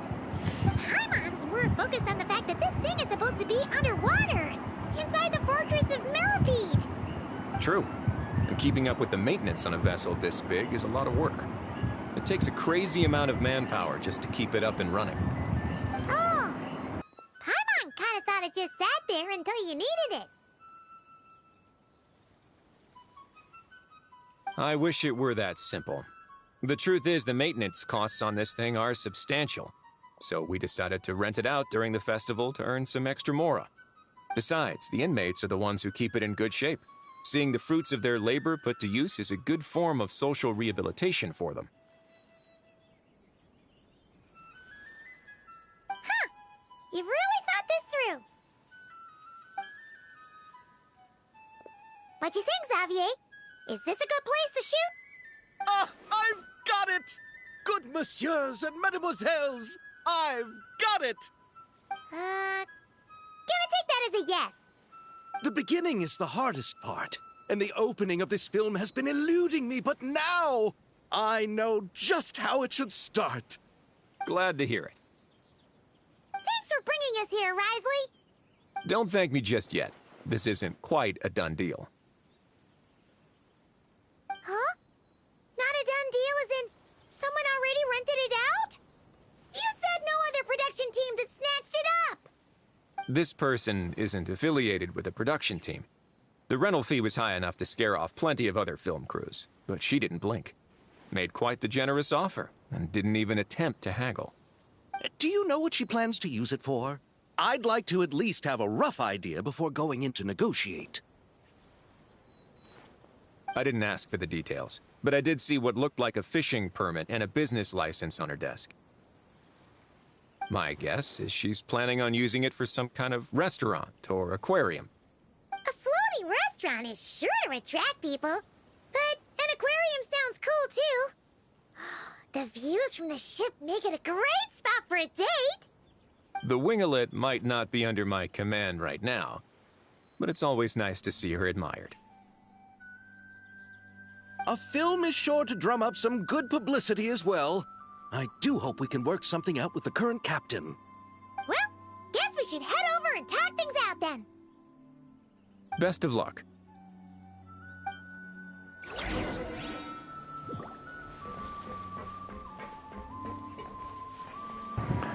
Ooh, wait. They're making this ship. We couldn't get in it last time. It was not a place that we could go into. Now they're making it a place that can visit. I hope that it's permanent and doesn't go with Fontinalia.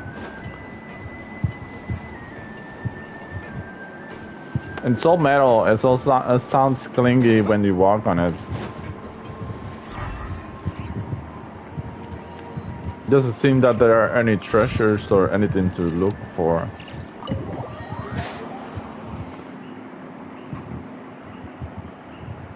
Wow!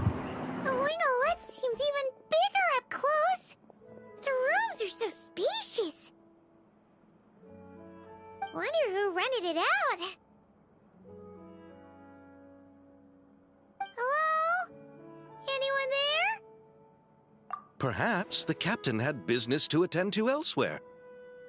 But why rent such a massive boat just to have it sit here, without even leaving so much as a note? Let's try again. Anyone there? Hello? Seriously? Right now? What is it gonna take to get some decent sleep around here? Is a nap too much to ask for? Sorry, the aquarium's closed for the... Huh?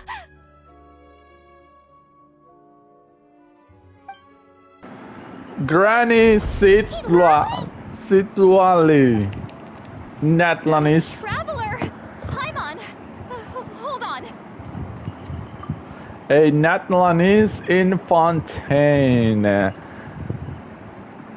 I guess what happened in Natlan after we saved it and opened the borders for everyone to travel, now it's really taken off. A lot of people from Natlan in other nations.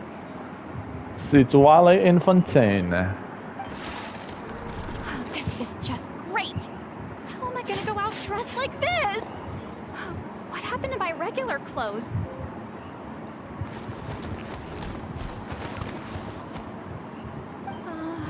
The wash! I put them in the wash after I drank too much and fell into the fountain. Oh, this can't be happening. Am I seriously gonna go out like this? Think we might have caught her at a bad time. See, Lolly. I don't want to hear it. Hear what? A single word about what I'm wearing. No comments, none. Is that clear? Oh, yep. Crystal.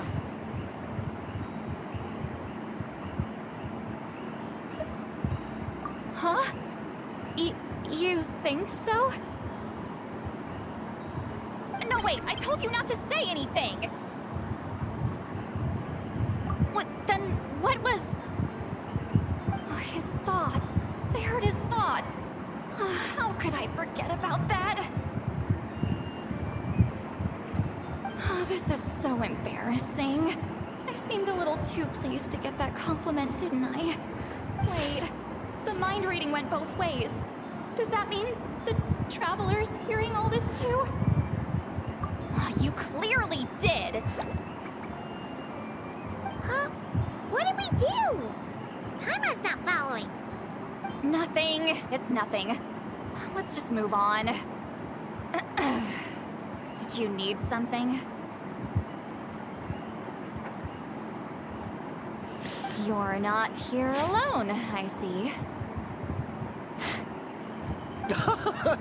Hello, I'm Xavier, a film director and producer from Fontaine. I meant to introduce myself sooner, I just didn't want to, interrupt. No wonder we ran into each other in Fontaine of all places. You must also be in town for the festival, then. That's right. We're helping Xavier with his film. In fact, we were hoping to shoot some scenes on this boat. You're the one who rented it out, right, Seed Lolly? Me? Rent a boat? I wish I had that kind of spare cash floating around. Not to mention the spare time. Don't get the wrong idea, though. I'm not here to sail off into the sunset and live out some cushy retirement life, okay? I'm not that old. Then why are you dressed like... how did you end up staying aboard the Winglet? Well, I heard one of my favorite light novels was getting turned into a film, so I came to Fontaine to catch the premiere. Originally, I booked a room near the Opera Epicles, but I'm quite particular about where I sleep these days. I think it's an age thing. And that bed? Oh, I just couldn't sleep in it. I tried to find a different hotel, but with the festival, everything was completely booked. Just as I was worried I'd have to sleep under a bridge or something, I happened to spot a help wanted sign on the side of the road. Oh, so you're here to take care of the boat? No, I was hired to man the front desk. The pay is a bit low, but food and drinks are covered. And it includes room and board during the festival. Plus, the job is simple. So I thought I'd give it a shot. Wow! They actually thought you'd be a good fit, huh? What? You don't think I'm cut out for it? All I have to do is tell people the aquarium isn't open yet. Other than that, I'm free to do whatever I want. It's a pretty sweet gig. That's all? Yeah, I was also kinda shocked. But it's not a lie. Head downstairs and see for yourselves. There's nothing but empty tanks. Not a marine animal in sight. Did your boss mention anything about being open to film crews using this space? Our production was hoping to film on the deck for a few scenes. No. That never came up. You could just ask her. Oh, she's around? What kind of person is she? We should know what we're heading into. She's nice enough, I suppose. Pretty reasonable, too. Even offered for me to move to a bigger cabin if I was too cramped. Back at the Masters of the Nightwind, I'm used to being the one giving orders. But working under her doesn't feel like being bossed around. She seems to respect what I think. Well, she sounds like a great boss. She did tell me she'd rather not be disturbed, though. She's been working on an important project, so I'd keep it brief. Got it. Thanks for the heads up. All right, the captain's quarters are this way. I can take... Wait. But I'm wearing... Ugh, whatever. I doubt she'll care. Just follow me.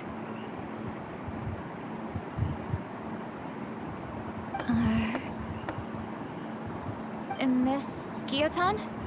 These visitors were hoping to ask you about something.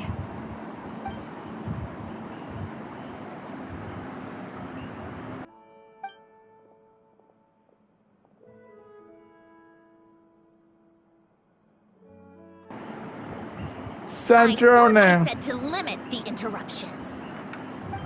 Just tell them the aquarium is still...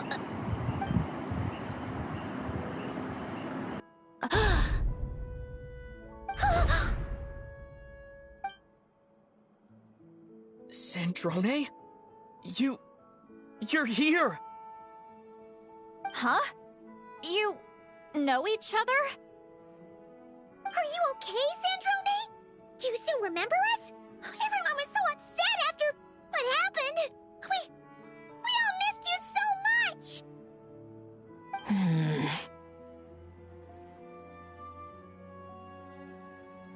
Miss Seat Lolly, why don't you escort this gentleman to the reception area for a cup of tea? I have something to discuss with these two in private. Ah, I see. Right this way, Mr. Xavier.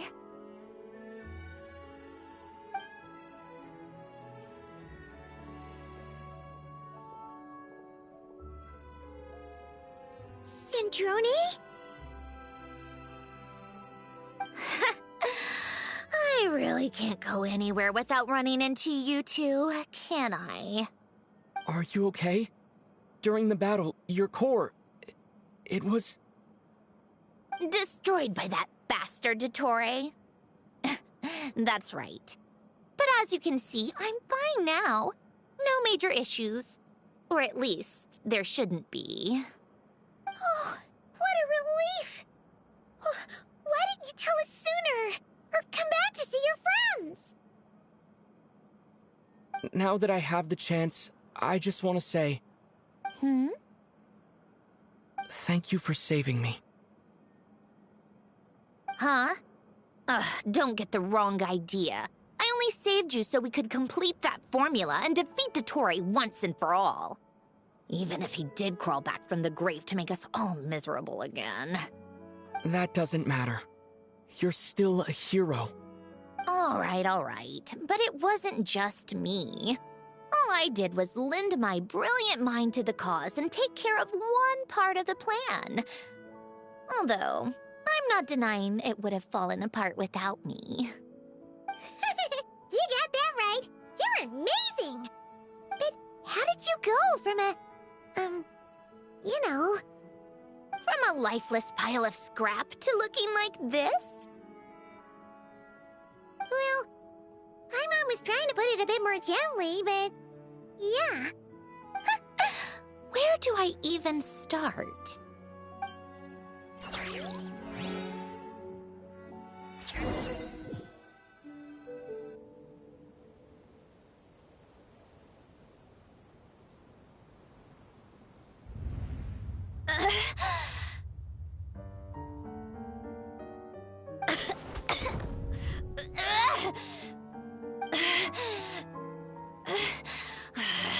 Curse it all!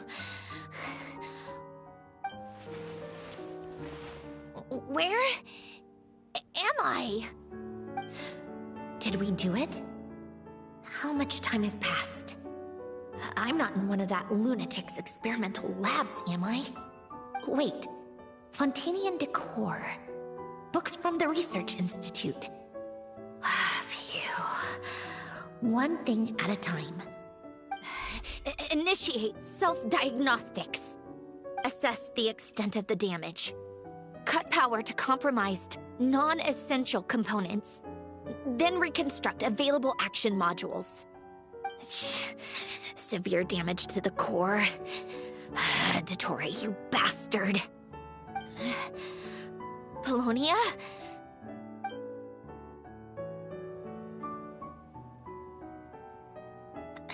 Polonia, wake up! Activate!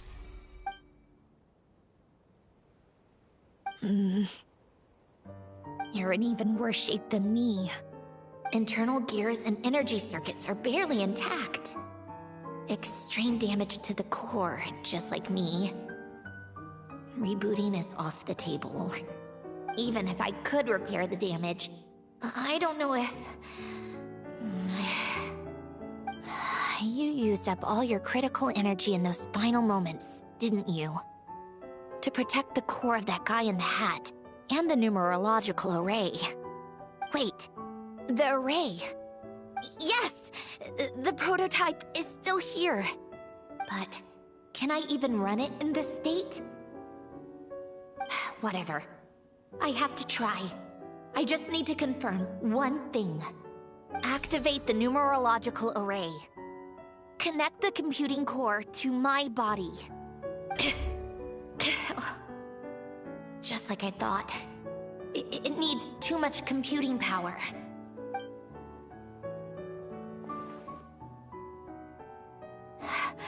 Cut off power supply to all functions except the thinking module. Please. I just need to ask one question. Initiate query regarding the 3 Moon Sisters. How many living moon goddesses are there in possession of the Trilunar Authority? 1. It worked. You did it, Columbina. You made it back. But how did I survive? The self-diagnostics showed damage severe enough to shut me down for good. What triggered the reboot? A built-in message? Only visible after a core reboot.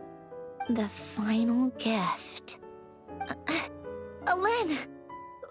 Were you the one who gave me the second chance? But why now? What activated it? What is that? A vision? Wait, no. It's... a stellar linchpin?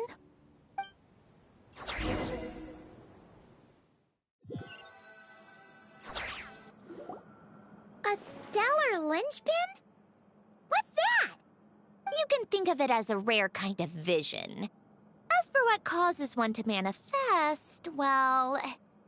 that's still unknown. But in Snezhnaya, or in Afatui's research at least, it's believed to have some connection to the Third Descender. The Third Descender? We knew his remains were used to create the Gnosis, but this is the first we're hearing about a stellar linchpin. You knew about the remains? Right, of course. Look who I'm talking to. Yes, the Heavenly Principles used the remains of the Third Descender to create the 7 Gnosis as a means to consolidate the Archon system. Visions result from that same system, so extrapolating from there, it's clear that the manifestation of a vision is also, to some extent, related to the Third Descender. Still following? For those that wield them, visions serve as a means to channel elemental power. The same is true of stellar linchpins. The difference is that, when wielding elemental energy, stellar linchpin users often exhibit a unique kind of power that seems to come from beyond to that. It's believed that, when a stellar linchpin manifests, impurities from the remains of the Third Descender get fixed in place. Hence, the name. That's also believed to be the source of the strange power I just mentioned. We've heard that visions can appear when someone has a really strong wish or desire. Stellar linchpins sound kind of similar, so... does that mean... Huh? Oh, don't look at me like that. I've never had any grand wishes or aspirations. Just a list of things that drive me up the wall. So if you're asking why this thing appeared, I have no clue. All I know is that without it, the gift Elen left me, this built-in second chance, never would have triggered. The damage to my core was too severe.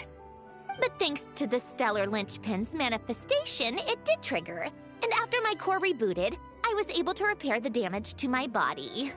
I also managed to import the numerological array, along with some of Polonia's surviving algorithms, into this form. Wait, does that mean Polonia is... Yes. Unfortunately, Polonia is... beyond repair. Oh, we're so sorry to hear that. But you also mentioned something about a final gift? Yes. Elen often spoke to me about wishes and desires when he was alive. I suppose he thought there might come a day when I wished for something, and was willing to sacrifice my own life to fulfill it. So he left me a chance to start over. No, never.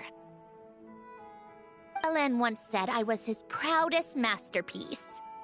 That might sound boastful coming from me, but it's also an undeniable fact.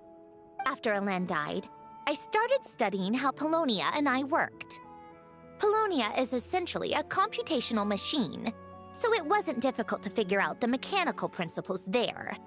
But when it came to my own structure, that's when Elen, the Lord Artificer's true greatness, struck me once again. I attempted to imitate it when I created Catherine, but in the end, she turned out to be nothing more than a superficial replica.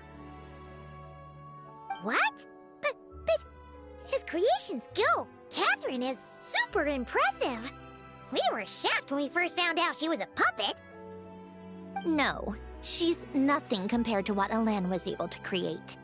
Some of the mechanical principles of my own core are still a complete mystery to me. Keeping that gift hidden wasn't even a challenge for him. Just a shame I had to waste it on fighting Dottore. I just couldn't stand the thought of him coming out on top. If you put it that way, the world owes me a whole lot then, doesn't it? Wait, but all this still doesn't explain what you're doing here. Risley said you rented the ship and even had some kind of fishing permit? That's because I'm trying to go back to the place Elen and I lived when he was alive. My former home, I suppose you could say. The second chance wasn't the only part of the gift. According to the message, Elen left me a few other things that are stored in the house we shared together. I'm hoping that whatever he left me can help fix certain anomalies in my rebooted core. And help me understand why I received a stellar linchpin in the first place. Okay, so go back then.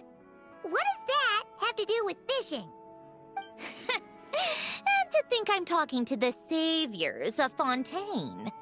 Did you forget that the water levels have been rising for centuries? I can't just go back to the place I used to live because now it's underwater. Oh, right. With the rising water levels and changes in terrain, it's not just a matter of finding where it is, but also clearing away any sediment or debris. But Fontaine law prohibits unauthorized individuals and organizations from excavating underwater ruins. A Melazine caught me the minute I even made an attempt. Why not apply for authorization then? And face the endless slog of Fontainian bureaucracy. No thanks. Besides, I'm a Fatui harbinger. The diplomatic implications alone would be enough to give the gestionnaires at the Palais Mermonia a headache. A fishing permit, on the other hand, isn't difficult to obtain at all. Minimal paperwork required, and under the name Guillotin, the application was a cinch. So you're exploiting a legal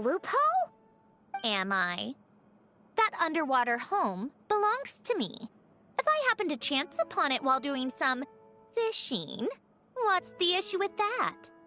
Of course, I do have to catch some fish to put in the aquarium, just in case the gestionnaires come to check up on things.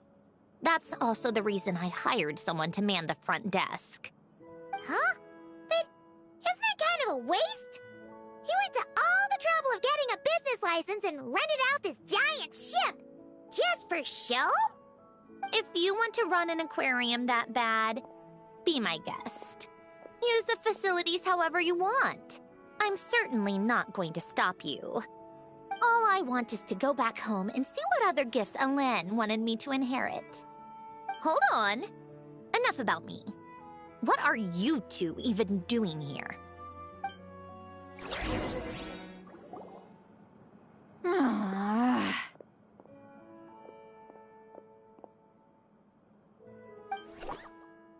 Seriously? They've been in there forever. The reaction when they saw each other was strange, to say the least. They're lucky I was nice enough to leave the room and give them some space. Back in the Masters of the Nightwind, I'm the one who gets to kick people out. I just want to know what they're talking about. Should I cast a little eavesdropping spell? Oh, no, what am I thinking? I'm Granny Eastley, the great shaman of the Masters of the Nightwind. I can't do something like that. This is just ridiculous. Making me wait out here for so long? Where's their respect for their elders? Oh, here they are. Were you back there arguing or something? What took you so long? The two of you are already acquainted with Miss Guillotin, then? Oh, yep. But don't worry, we got everything sorted. Sanjurne agreed to let us shoot on the ship, but it has to be when she's not here. When she's not here? That's right. You'll excuse me if I didn't exactly ask for this little reunion. I wasn't planning on seeing anyone. Like I said, my core is severely damaged. Even with the gift, there are anomalies that are making things unstable. I don't even know if I can continue to function without issues. So the priority is to fix these anomalies and get answers to my own questions. Then, I can see the people that need seeing. Anyway, just let Sandrone know when you plan to film Xavier, and she'll, steer clear. I do hope I'm not causing Miss Guillotin too much trouble. No!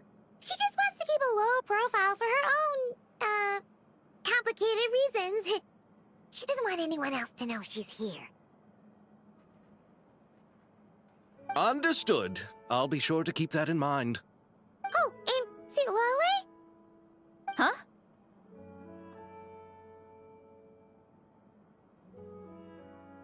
You mean Miss Guillotin? What does she want? Oh, please don't let it be about the pajamas. What? The 7th of the Fatui Harbingers? Why are you telling me all this? I asked the Traveler about you, and I've decided it's best to be open in this instance. I can understand if you would rather not work for a Harbinger. Regardless, the room on the ship is yours to keep. You're an acquaintance of the Traveler, and I plan to honor that. Wait, she's actually nice? It's not a problem. The captain also worked for the Fatui, and he helped Natlan a great deal. We know that there are good people among your ranks. Besides, I've been around long enough to know what it means to earn one's keep. This isn't Natlan, and I don't expect special treatment. Besides, sitting at a desk isn't exactly back-breaking work. I appreciate that perspective, great shaman. Seat Lolly. Just call me Seat Lolly. That title makes me sound so... old. Well, Seat Lolly, the Traveler and I are looking for something So we'll be heading underwater together soon. I'll leave the ship in your care while we're gone. Together? How often? Not too often. We're heading out in a bit, but I'll be available if you need something. You couldn't, go alone? I wanted to, but he was concerned about my physical well-being. So he offered to come with. Guess my mental well-being means nothing then. Huh?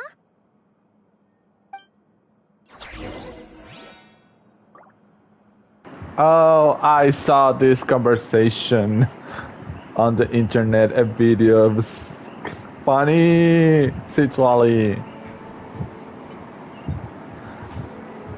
Just be quick about the whole thing, okay? Miss Guillotin is so generous. We talked it over, and she agreed to let our crew come over and do some test shots while you two are out.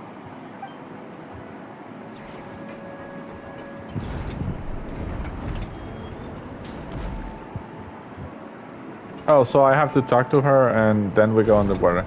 Guys, I'm going to end it. Like I said, I apologize for starting late. I was feeling exhausted, and I still feel though. I got these spells from time to time. Make me just wanna close my eyes and sleep. We already did the whole the witches had the hex and circle, the witches spells things for the new characters that receive a power up, which took longer than I expected it to take.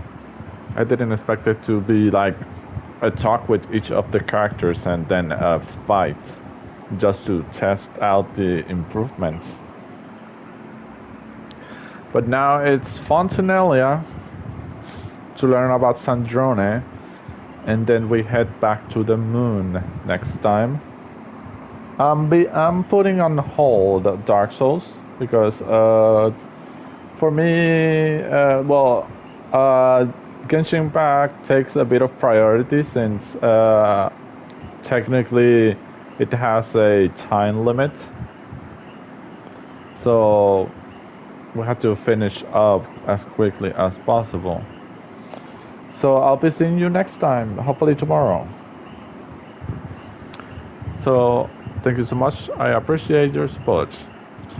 Sorry, I'm talking weirdly. I'm tired. See you next time.